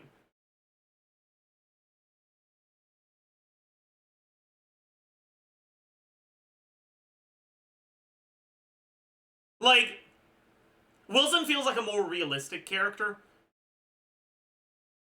but Reagan doesn't feel like an unrealistic character, and the focus of his character isn't realism. It's the character development, the exploration of his trauma, and I'm getting chills thinking about fucking Reagan's character arcs, dude. Oh. Without spoiling what themes. Okay, I mean, I can give you a little, a tiny little like sneak peek into the character development that drives Mob Psycho 100. So Mob Psycho 100 is about this guy called Shigeo, with the nickname Mob, who looks like a mob character. Like, this is what he looks like. He looks like a background character.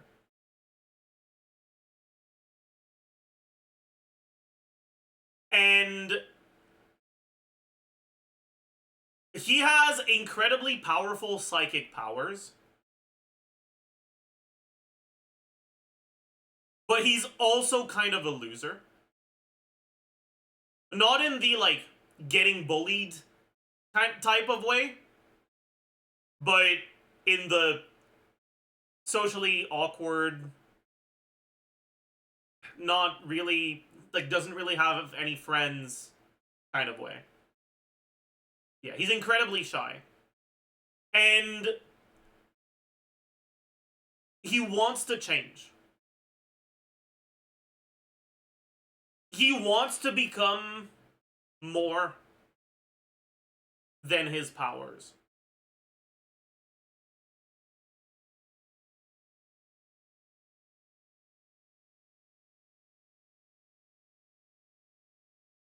And the stories follows him and his boss at his part-time job, Reagan, who owns a psychic agency where the only employee is Mob. And Reagan is a con man who has no psychic powers whatsoever.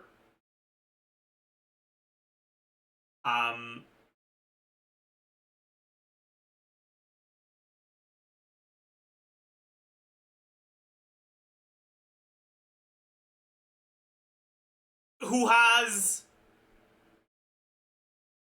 everything that Mob wants. He's a charismatic, friendly guy who's amazing with his words. And it follows the story of those two characters as they interact with one another and with their environment and better themselves as a result.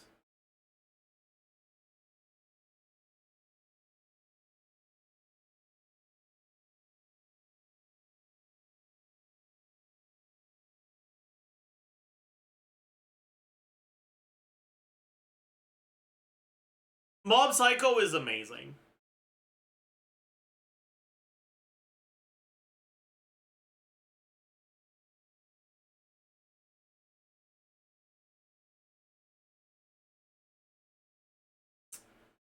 If you're going into it expecting the same kind of stuff as One Punch Man, you will be surprised. It is incredibly different from One Punch Man. There are similarities, obviously. It's a relatively generic looking main character that's way too fucking powerful. But tension in One Punch Man is built through Saitama not being there. Pretty much exclusively. As soon as Saitama gets there, everything gets solved. Whereas tension in Mob Psycho is built in an inherently very different way because Mob doesn't want to rely on his powers.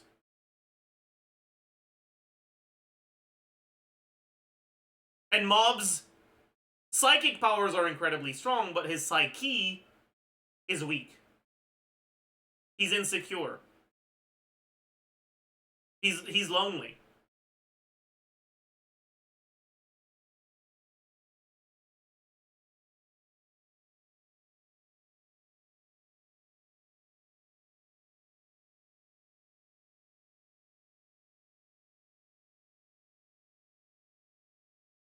But yeah,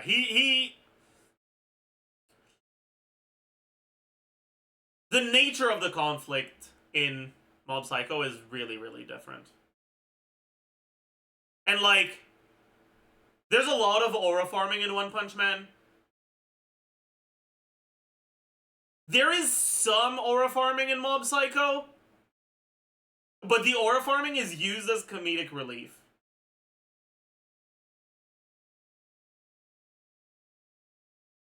Like, I'd say that Reagan farms aura more often than Mob, and he farms aura by fucking arguing powerful psychics out of their motivations to fight, and it's so funny. It's so fucking funny, dude.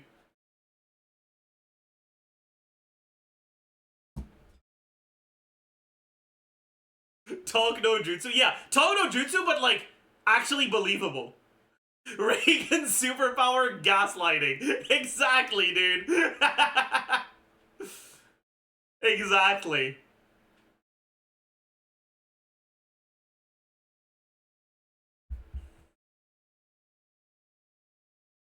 Yeah, like, One Punch Man and Mob Psycho is kind of like...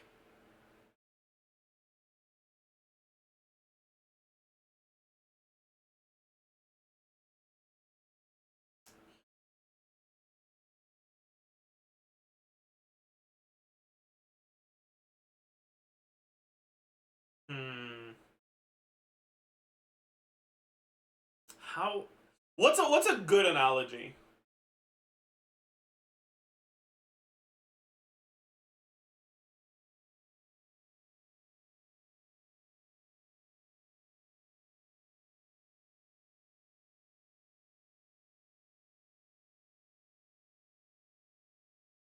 It's kind of like a frozen pizza pocket versus a renowned Italian restaurant's best pizza.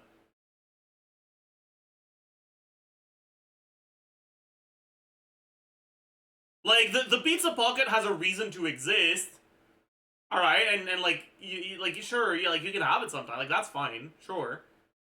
You might even enjoy it. You might be a pizza pocket enjoyer. But Mob hits different.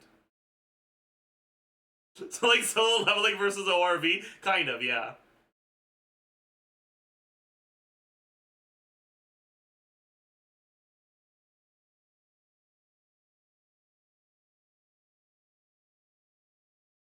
It's because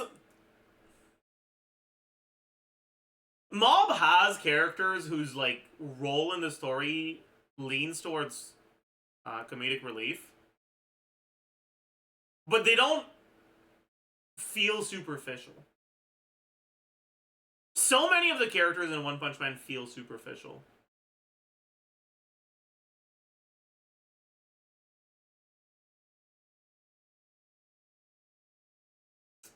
Anyways, watch Mob Psycho. It's very good. I'm gonna rewatch it soon. It's been too long since I watched it.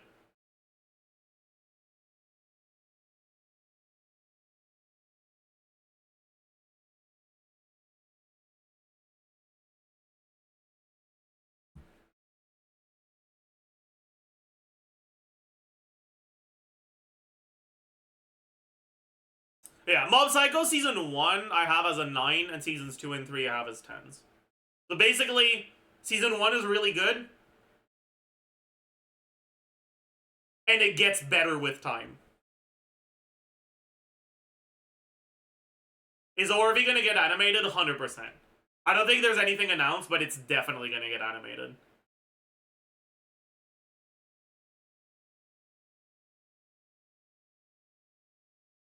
It's popular enough to get an adaptation. It is announced? Oh, it is announced. Oh. Fog, I guess. Have you read Berserk? No. I watched, I think, all of the Berserk adaptations, but I haven't read any of it.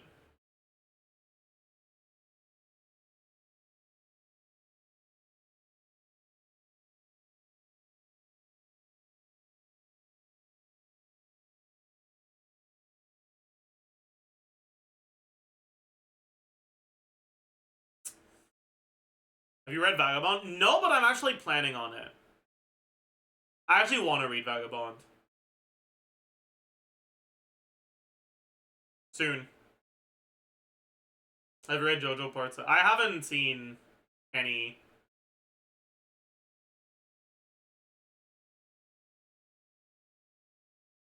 Or I haven't read any JoJo. I've just watched.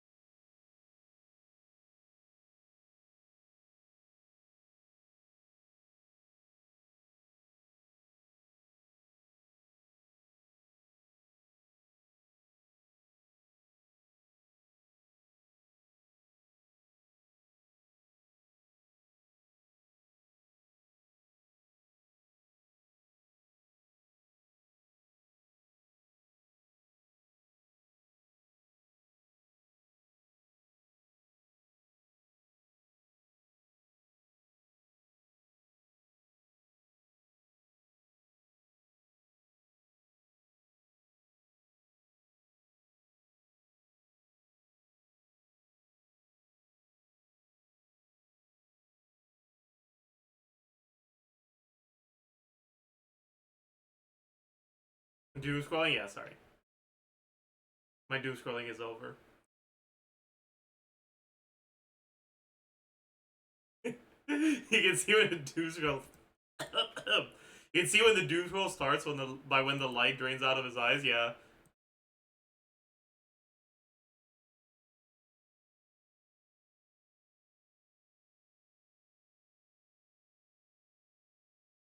Aware.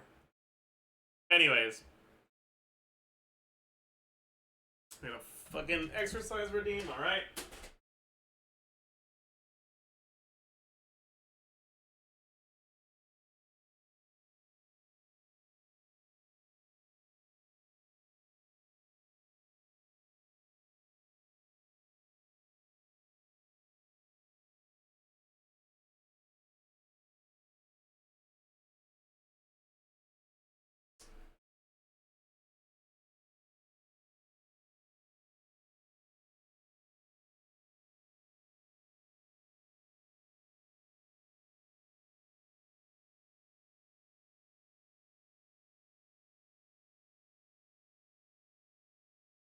All right. We have done the exercise redeem.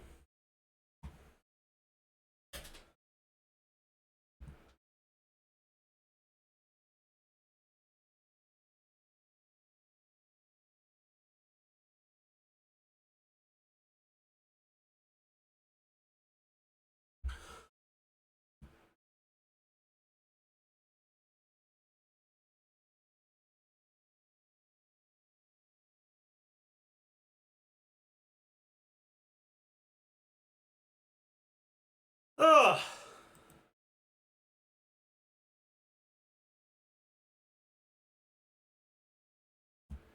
Best Psyche character, Nendo.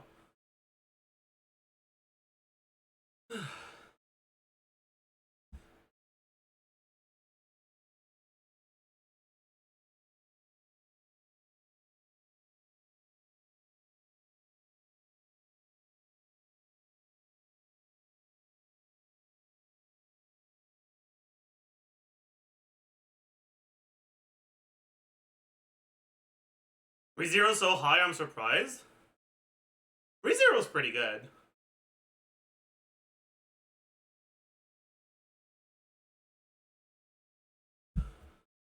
Why are you surprised that I have it high? Do you think it's bad? Or do you just think I wouldn't like it?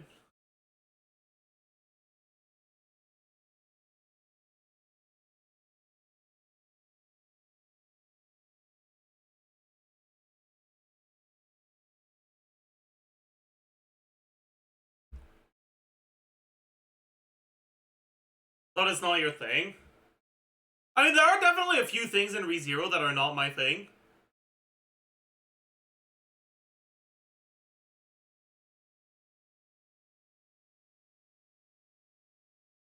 But I think it's a good show nonetheless.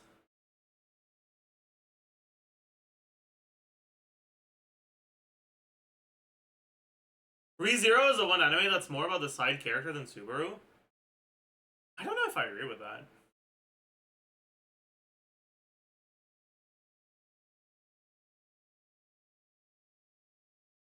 If anything, I think ReZero has pretty weak supporting characters.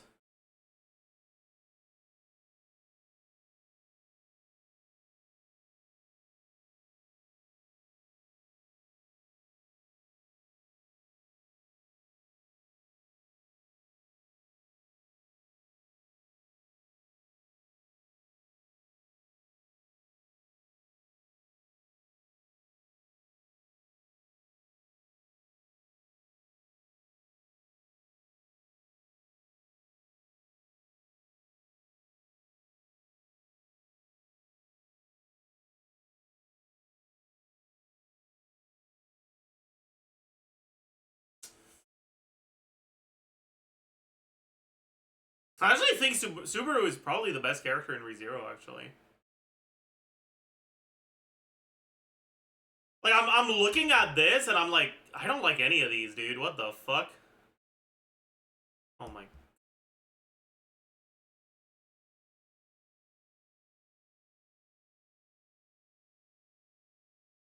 Where's the French VA for Beast Folk listed?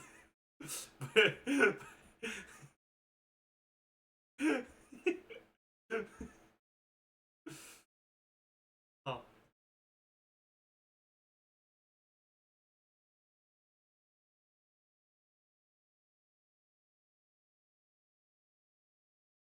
I remember the big thing for people in 2016 was how obnoxious Subaru was to some people. Yeah, I mean, Subaru is obnoxious. 100%. A fucking obnoxious loser. I don't like him as a person, but I like him as a character.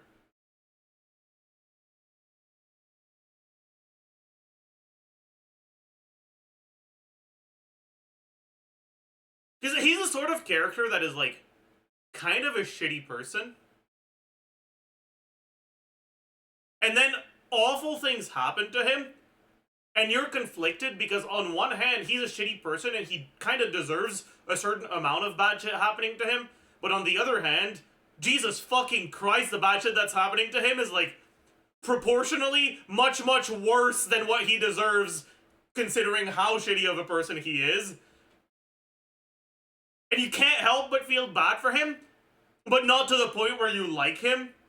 And I like those two conflicting sides. And the ways it makes me look at the story through Subaru's eyes. I don't know. I appreciate that. I think in general, the characters in ReZero are probably its weakest aspect. They're just really not it. They're fucking boring. Who's the least boring character?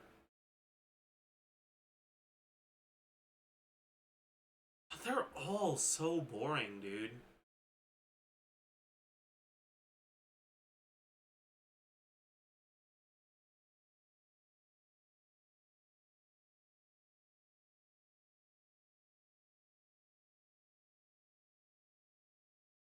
Use? No.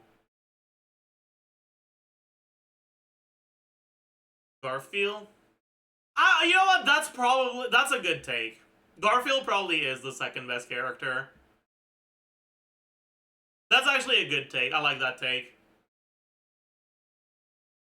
I still don't think he's a great character, but he's, like, fine.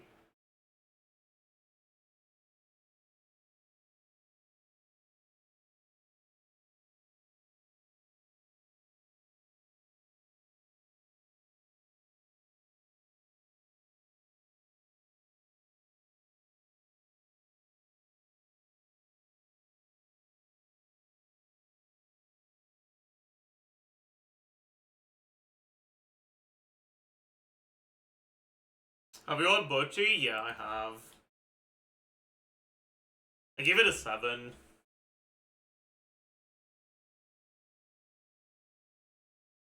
It was alright.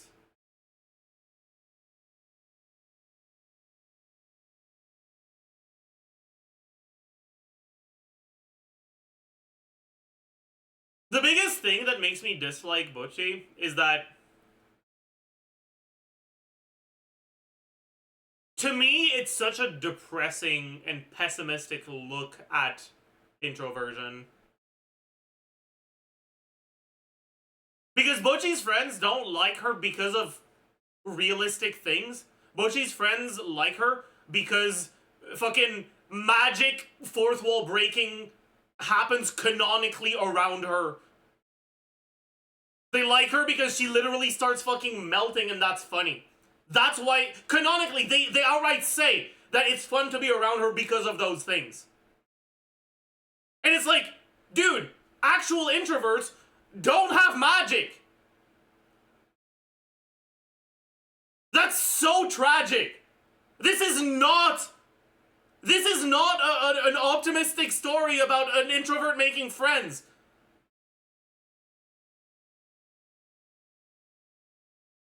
It makes me more depressed, dude.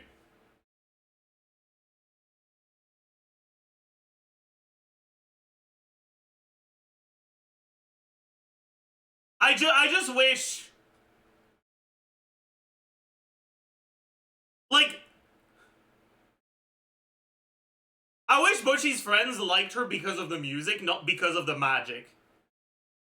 Like, at least that would fucking not be as tragic and sad.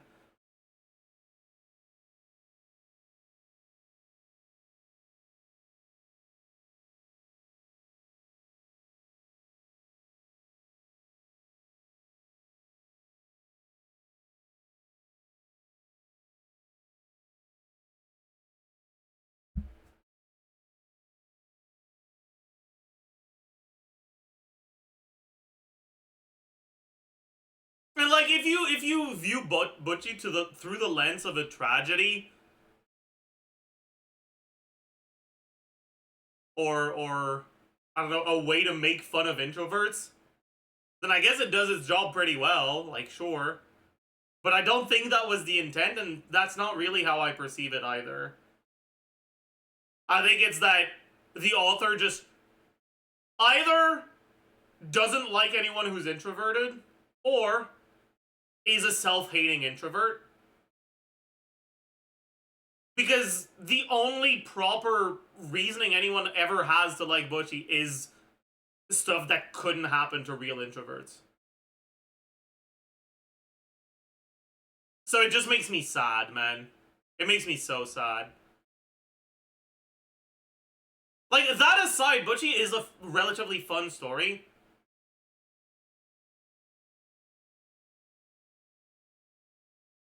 But the fact that the things that happen to Butchie happen canonically in universe completely ruins it for me.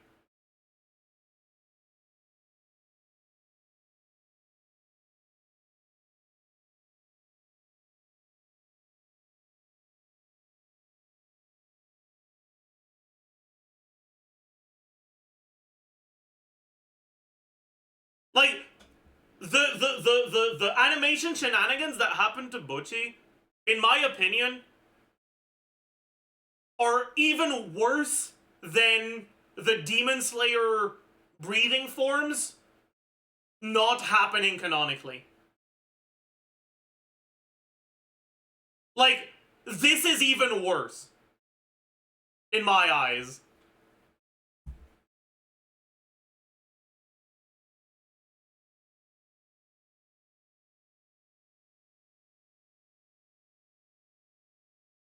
But yeah, that's the main reason why I can't bring myself to really like Butchie. But it was still a relatively pleasant watch.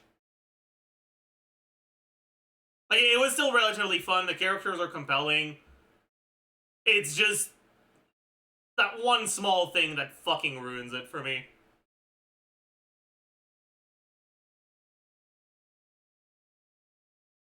Breathing forms aren't canon. Breathing forms are canon, but special effects that happen as a result of breathing forms are not canon.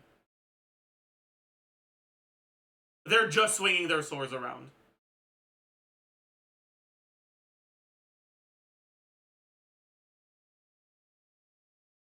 That's so fucked. It is.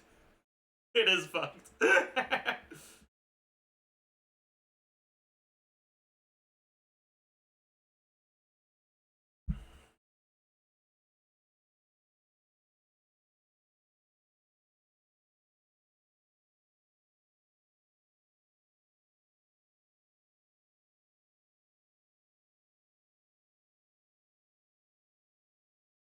Man.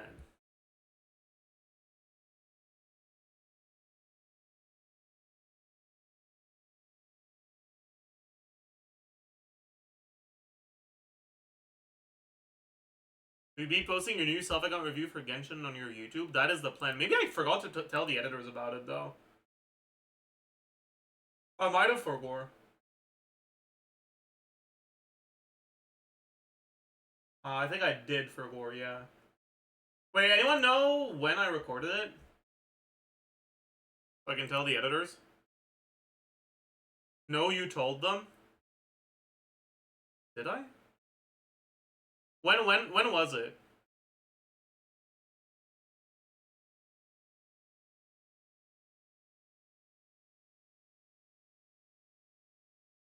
Monday? 2 streams ago? Was it on the same day as the Gaming Guide? Did I record 2 videos in a day? No, it was on Sunday. Yeah, I think I did tell the editors. I think they might have missed it. Did you see this, by the way? Alright, I told the editors.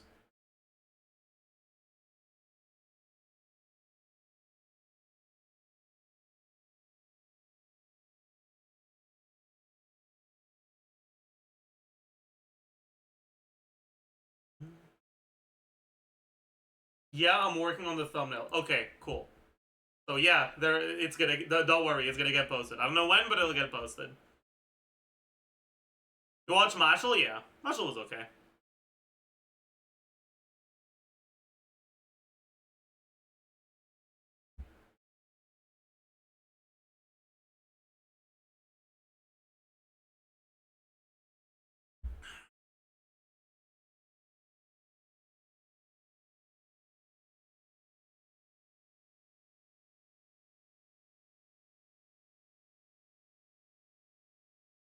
Other anime really just makes me appreciate Apothecary Diaries more and more. That's fair.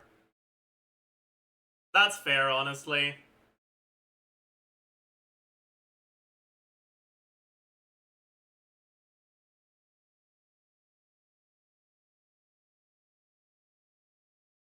Have you watched I Parry Everything? Yeah, it was okay. Have you watched Evangelion? No. I don't really intend to watch Evangelion. I think I'm past the age where I'd find it deep. I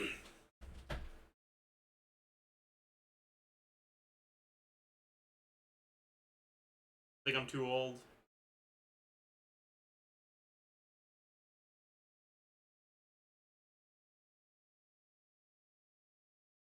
Bulge.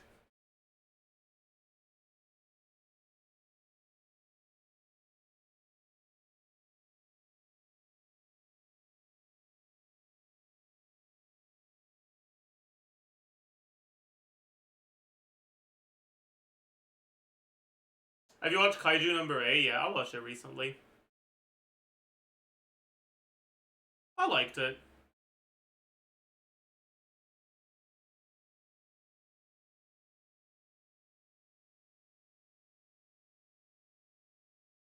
It got a bit repetitive and old, but I did kind of like the vibe.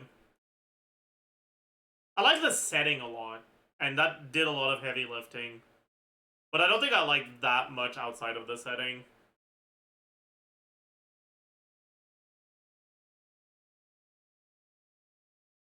But the setting is really cool.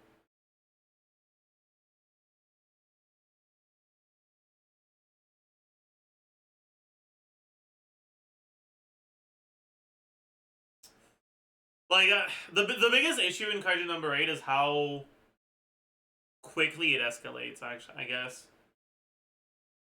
Like, the pacing is kind of bad for me. Kaiju number 8 is a kind of story that, in my opinion, should have stayed low stakes for a much longer period. It's the sort of show that needs filler.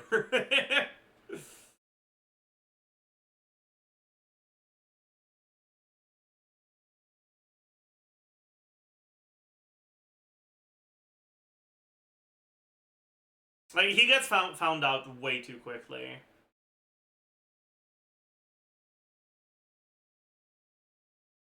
And there's, like, no tension in or suspense, and it's just like, yeah.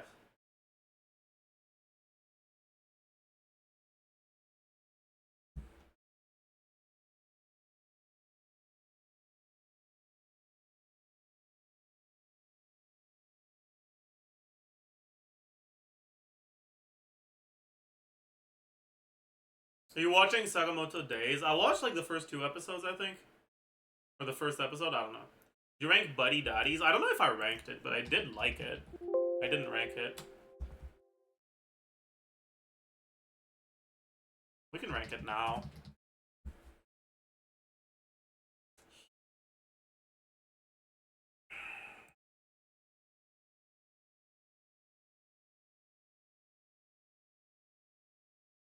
I think I'll give it an 8.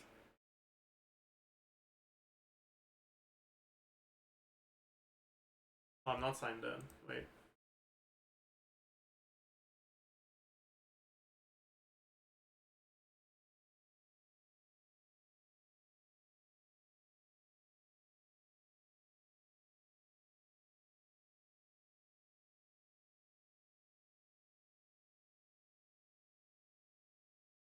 I liked Buddy Daddies quite a bit.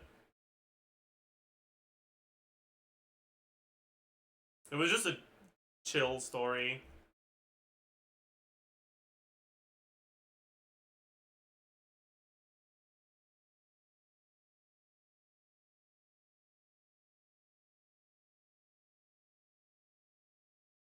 Oh, second season has been... When does it start?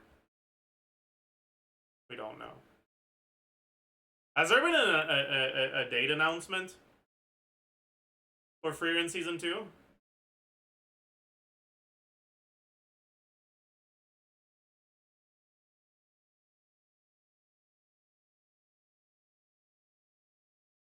Don't think so, I see.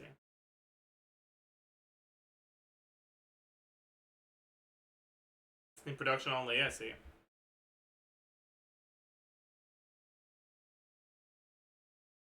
Soon said by Frieren? Okay, buddy, calm down. Did you like Oshinoko? I didn't watch it.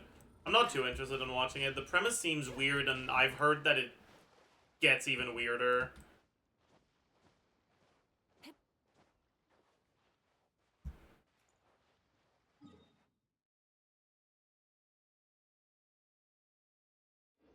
Alright. Let's do an Abyss clear.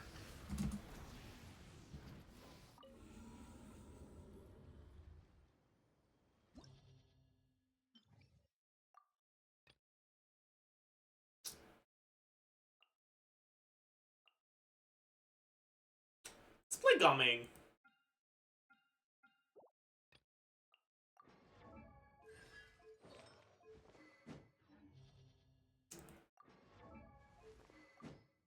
Do I keep him on Blackcliff Slasher just because it looks pog?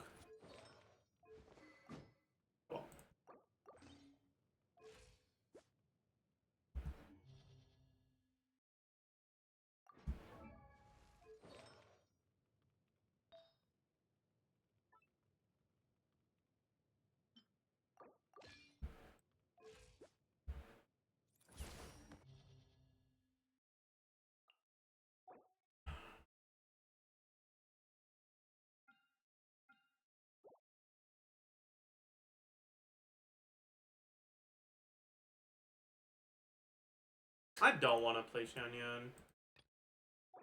The rotations are too cringe to do. And it's not good in multi-wave stuff.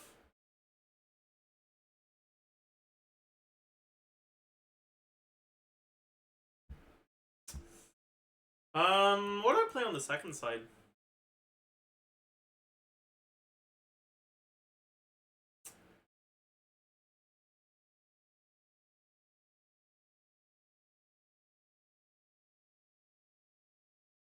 Does Flower buff expire before Gumming Burst if you open up with skill? Yes, it does. Generally.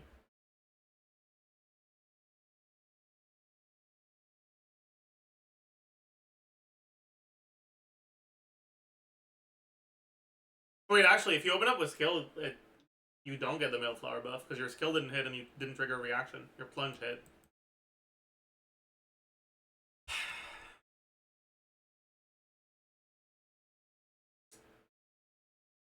Who's a character that could do well here, but that I never use? I don't know. Nutty, maybe? I don't want to play him, though. I'd have to gear him, and I can't be bothered.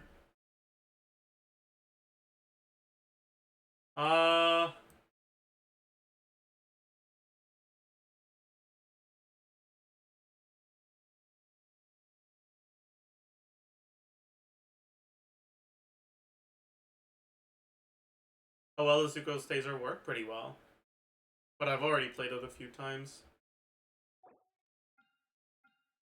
I guess I could do Susing Somon. But that might be a little cringe for the first chamber.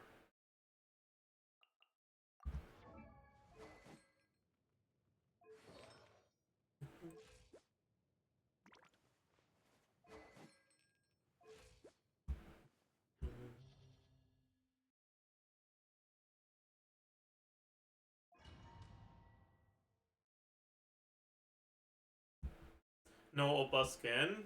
We'll get it eventually, don't worry. Actually, wait. If I'm gonna do this...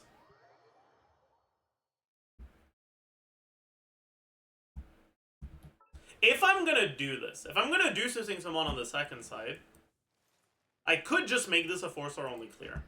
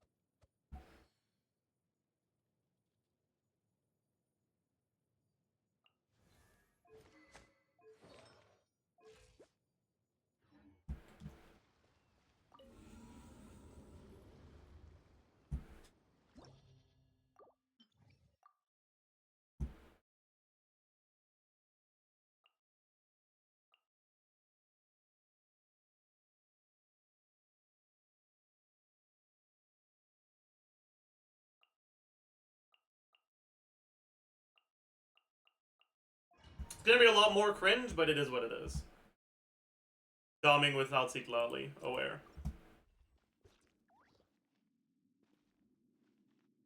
Oh, weapon? Okay. Oop, not what I wanted to do, but it's okay.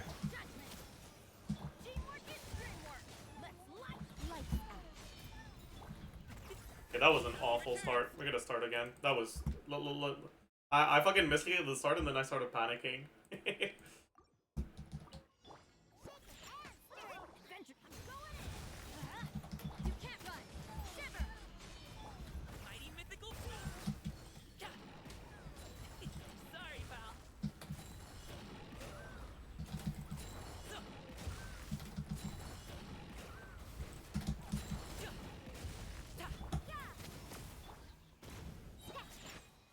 Wait, I'll wait a little, actually.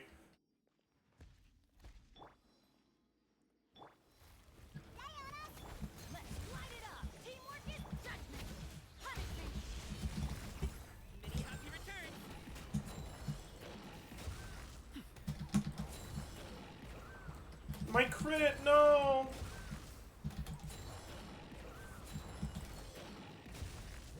Yeah. Let's go, let's go.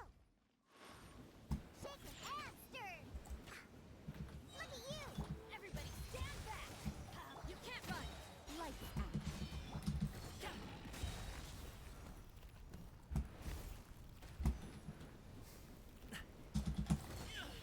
Fucking Collies. Let's light I should have just bursted. judgment. Now at this point I'm gonna fucking wait, but... You can't run.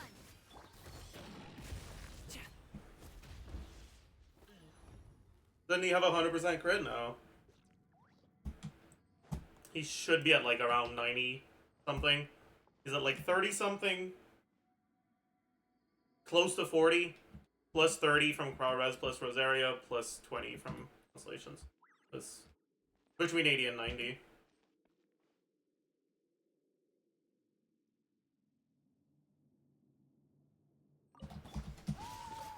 Ring cutter. Know my sword. Odds revealed. Swirl. Mark tip. Nice spike. Stand clear. Toast. Midnight ven-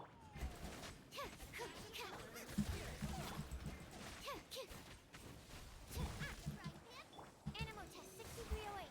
Absorption test. Fuck. Let me lead you a verse. Race you. Soda. Stand clear. Enhanced animal module 75.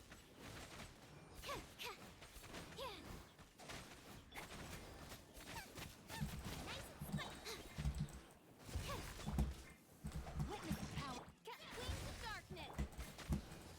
Rain outlines your fate. Body and your toast. No ingredients for me today.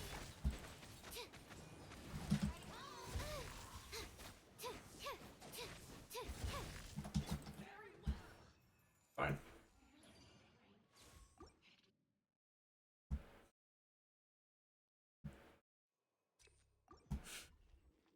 We're fine. No problem here. Nothing to see here, chat. Teamwork is dreamwork.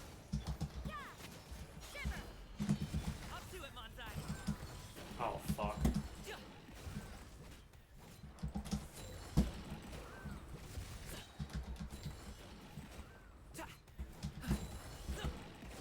You can't run. Going in. Yeah. Lights out.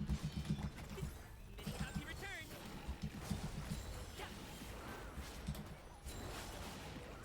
He missed! Oh my god. Judgment. Think you can bully me?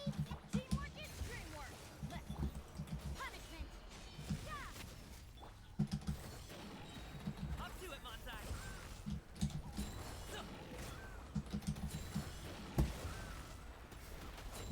Alley-oop.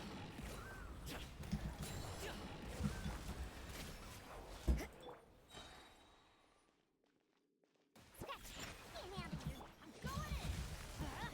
Judgment. Lights out. Mighty mythical beast.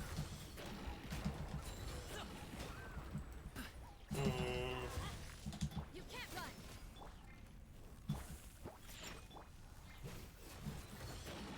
Okay, I'm actually glad I missed there. Because that would have killed him.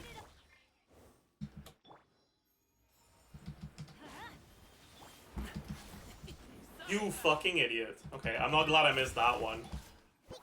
But it's fine.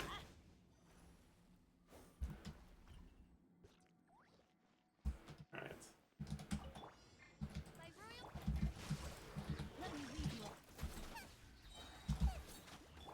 Animal test 6308. Animal hypostasis.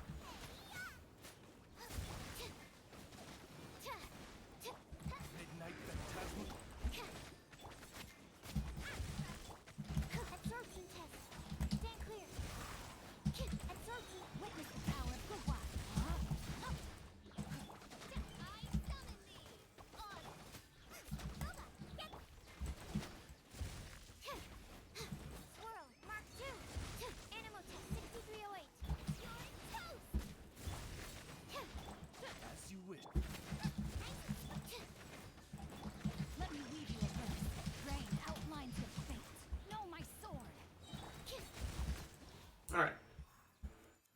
There's no way she doesn't die? We're fine, Chad. Don't worry. Okay, I'm not sure if we have enough time. Oh, that's nice. I'm not sure if we have enough time to do the full setup before he shields, but I'll try.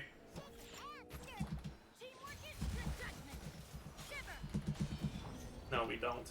Damn.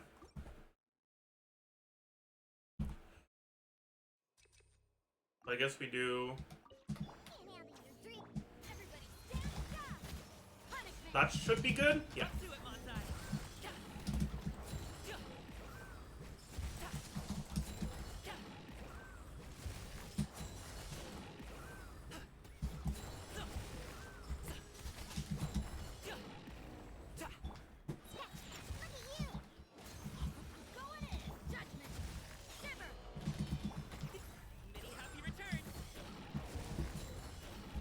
Dude, where the fuck is my crit rate going?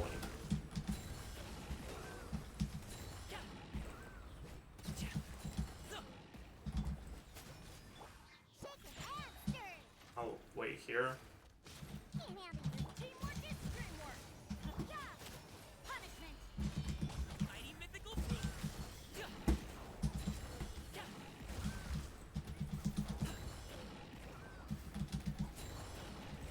Okay, that's fucked up. I have like 90% crit rate. How am I missing so many fucking crits?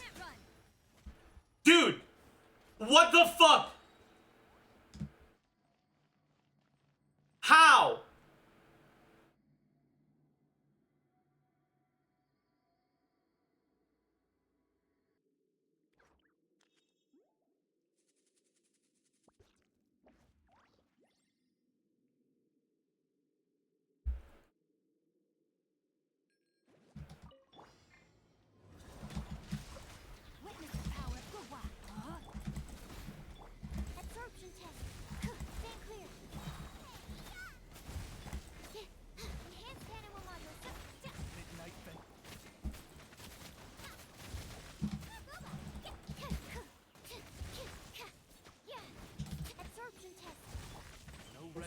Let me read you a verse.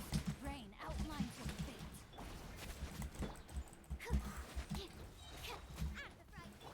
Animal test 6308. Animal height. By Royal.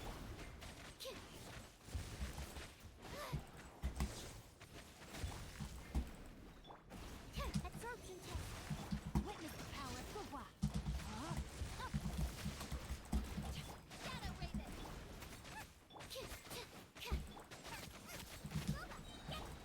Stand clear. Water.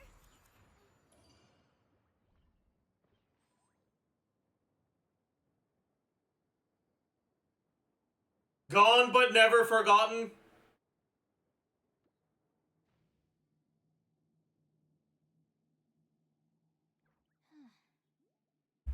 Gone but never forgotten.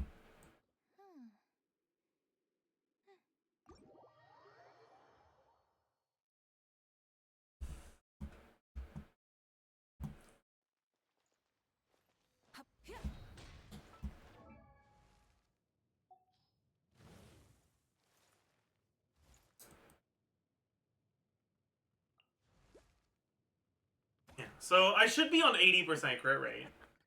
But man, was that not critting 80% of my attacks, dude?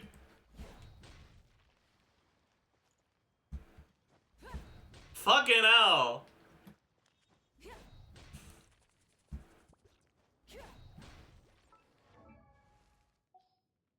Oh well. Dude, it's actually so nice that you get about as much crit from Serpent Spine as you do from Prior Resonance plus Rosaria. Because it means I don't have to change any of the artifacts, I just have to change the weapon.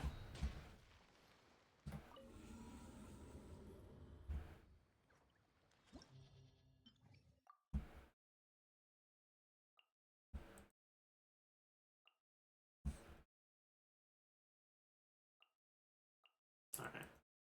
Let's do another run.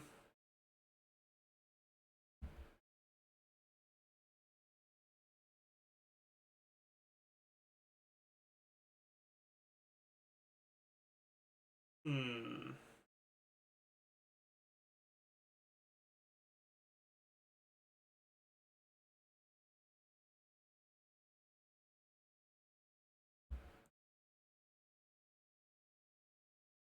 What should we play on the other side, chat? Near Arlecchino? We've already played so much Arlecchino, I kind of want to do something else. Hyperbloom? I've also played a lot of Hyperbloom. I wonder what else could be fun. Shao? No, Shao is awful, this abyss. Burning Milani? I could.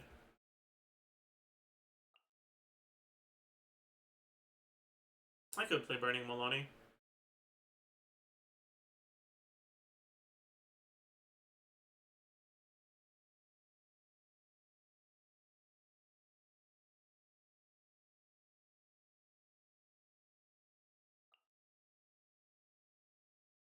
I'm not changing my Moika build, though. So...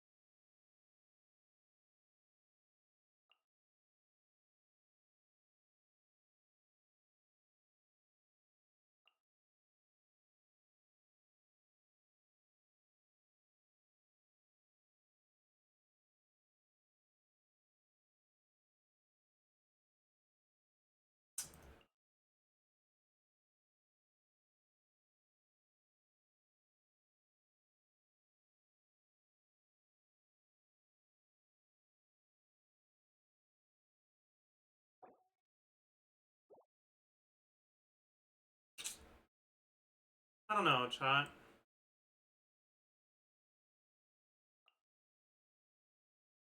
Sethos? No.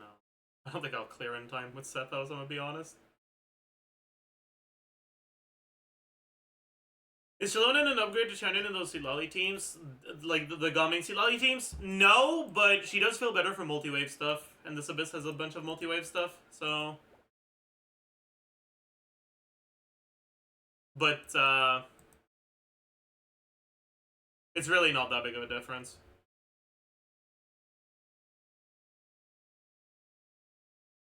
Just do something with Auron? I guess. Sure.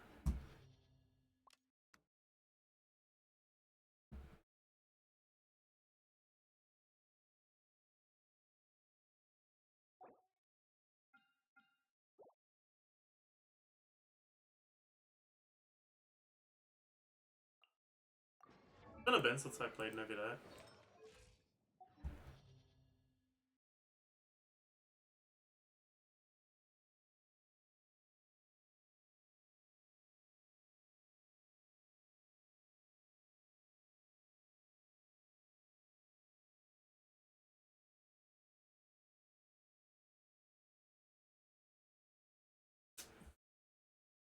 But I guess we could do something else instead.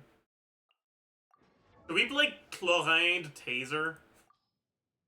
Fake ass fucking team.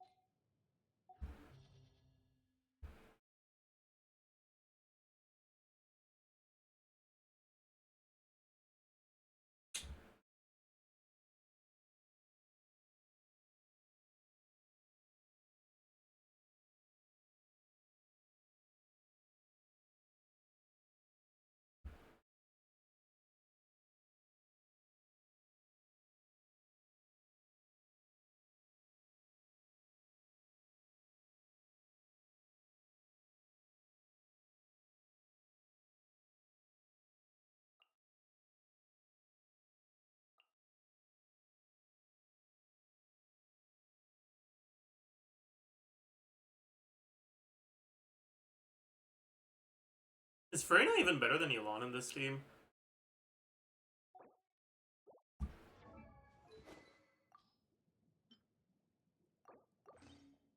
Maybe by a little bit.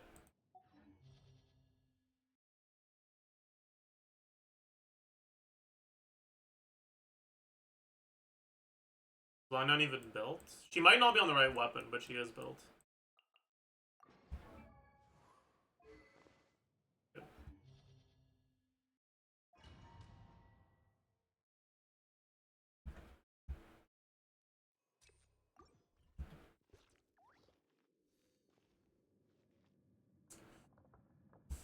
All right.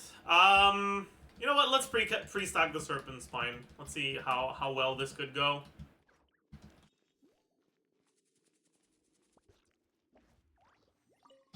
That's not what I wanted to do, but it's okay.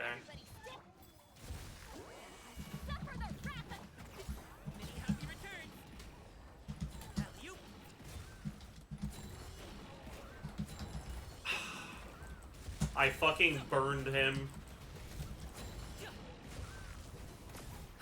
Oh, it is what it is, I guess.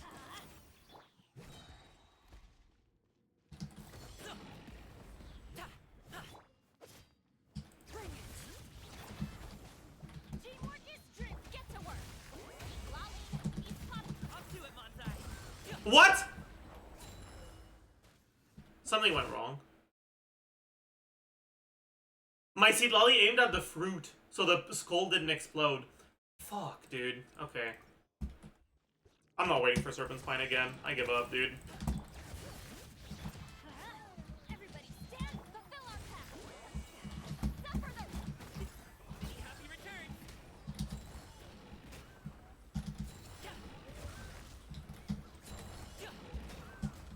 Oops, that was bad.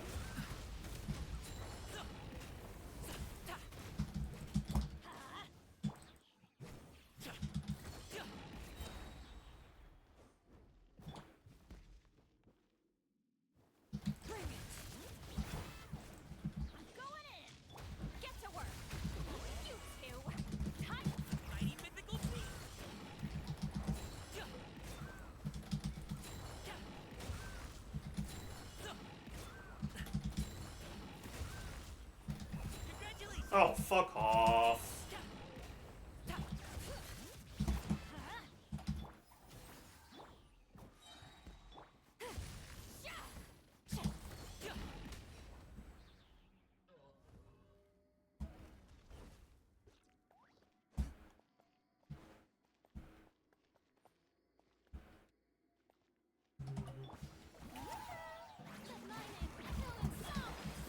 Tell me what you see. Ills be gone. Closing in. Time to testify.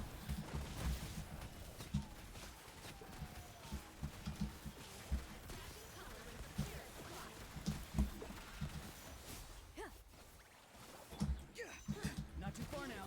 Go. You're Hunt them down. Up and away.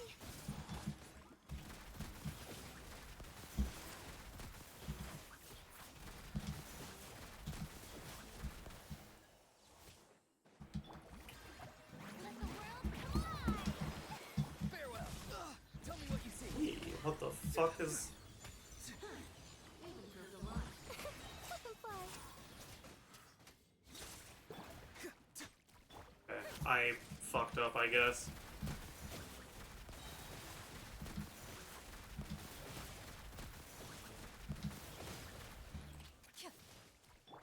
Strike a pose. Let my name echo in song. Not too far now. Time to say hello. Up and away. Time to testify. Loaded.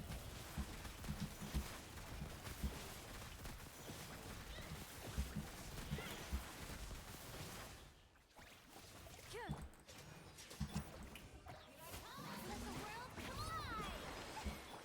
Where the fuck did... Farewell. Go. You're free now. There you are. Closing in. Into the shadows.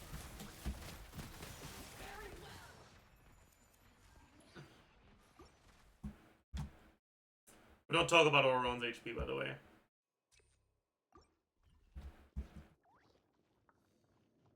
Alright. Let's light it up. Everybody, show no mercy.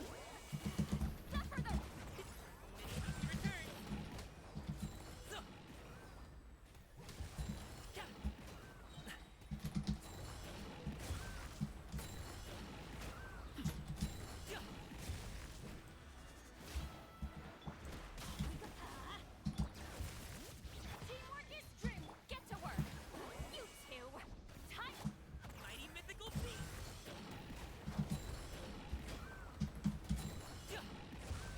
Crit! No! Sorry, pal. Let's light it up. Everybody stand back. Fulfill our pact. Suffer the Oh, fuck.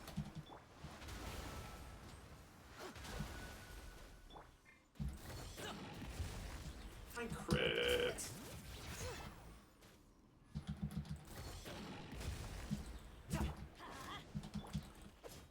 Again, 80% is fake as fuck, dude.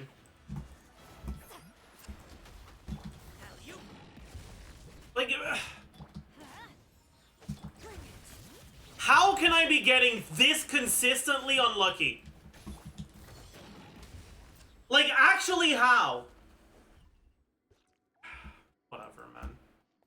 But I'm fucking tilted right now. fucking fly. Time to say hello. Eagle loose. Shoot on sight. Ready.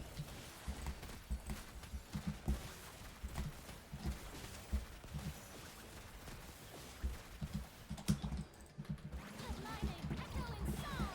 Strike Tell me what you see. closing in.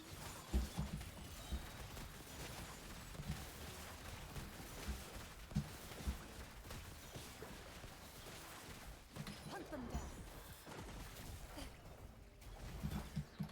Let the world collide. Go! You're free now. Up and away. Loaded.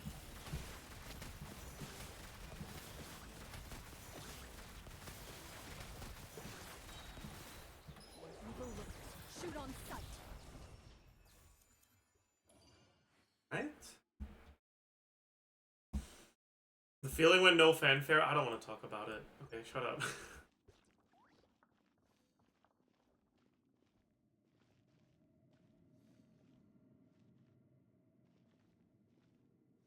I should have just used Elon, honestly. Whatever, it's fine. What's here again? Oh yeah, it's this fucking...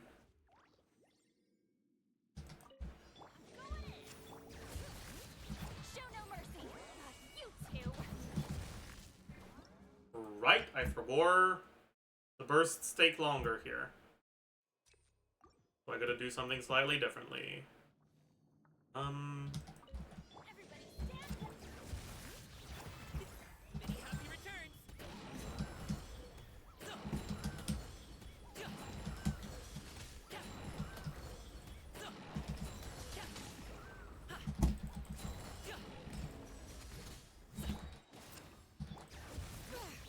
Going in. Fulfill our pact. Lobbying. Up to it, Monzai. Oh fuck, I'm not melting? Oh, that's bad. Sorry, pal. Let's light it up. Why do they never Fine. match? Teamwork Whatever. is to get to work. Suffer the wrath. Mighty mythical beast.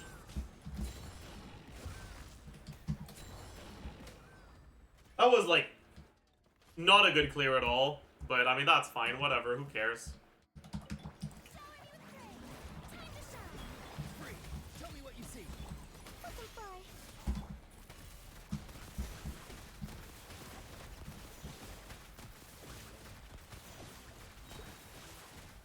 Time to testify. Let the world collide. Farewell. Go. You're free now. Closing in. Into the shadows.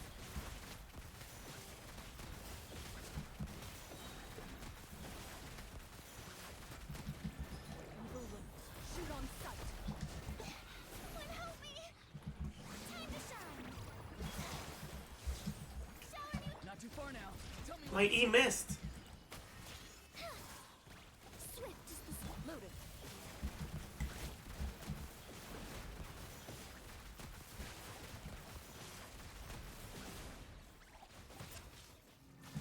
Let the world collide. Time to say hello. Up and away. Hunt them down. Ready.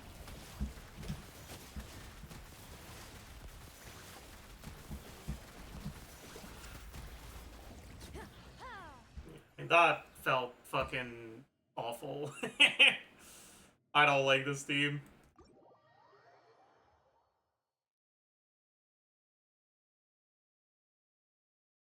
Definitely should have played Elon. Or Singto, honestly.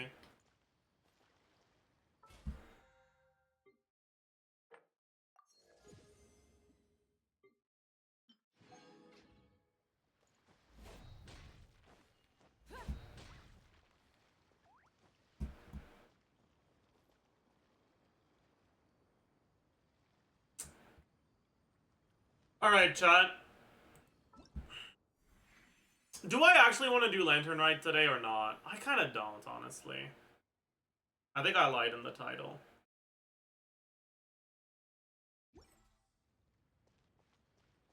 I'm pretty tired. I think we'll do it properly tomorrow. For now, I think I'm just going to end stream here. I hope you all enjoyed your stay. I hope you had a pleasant time, a good experience.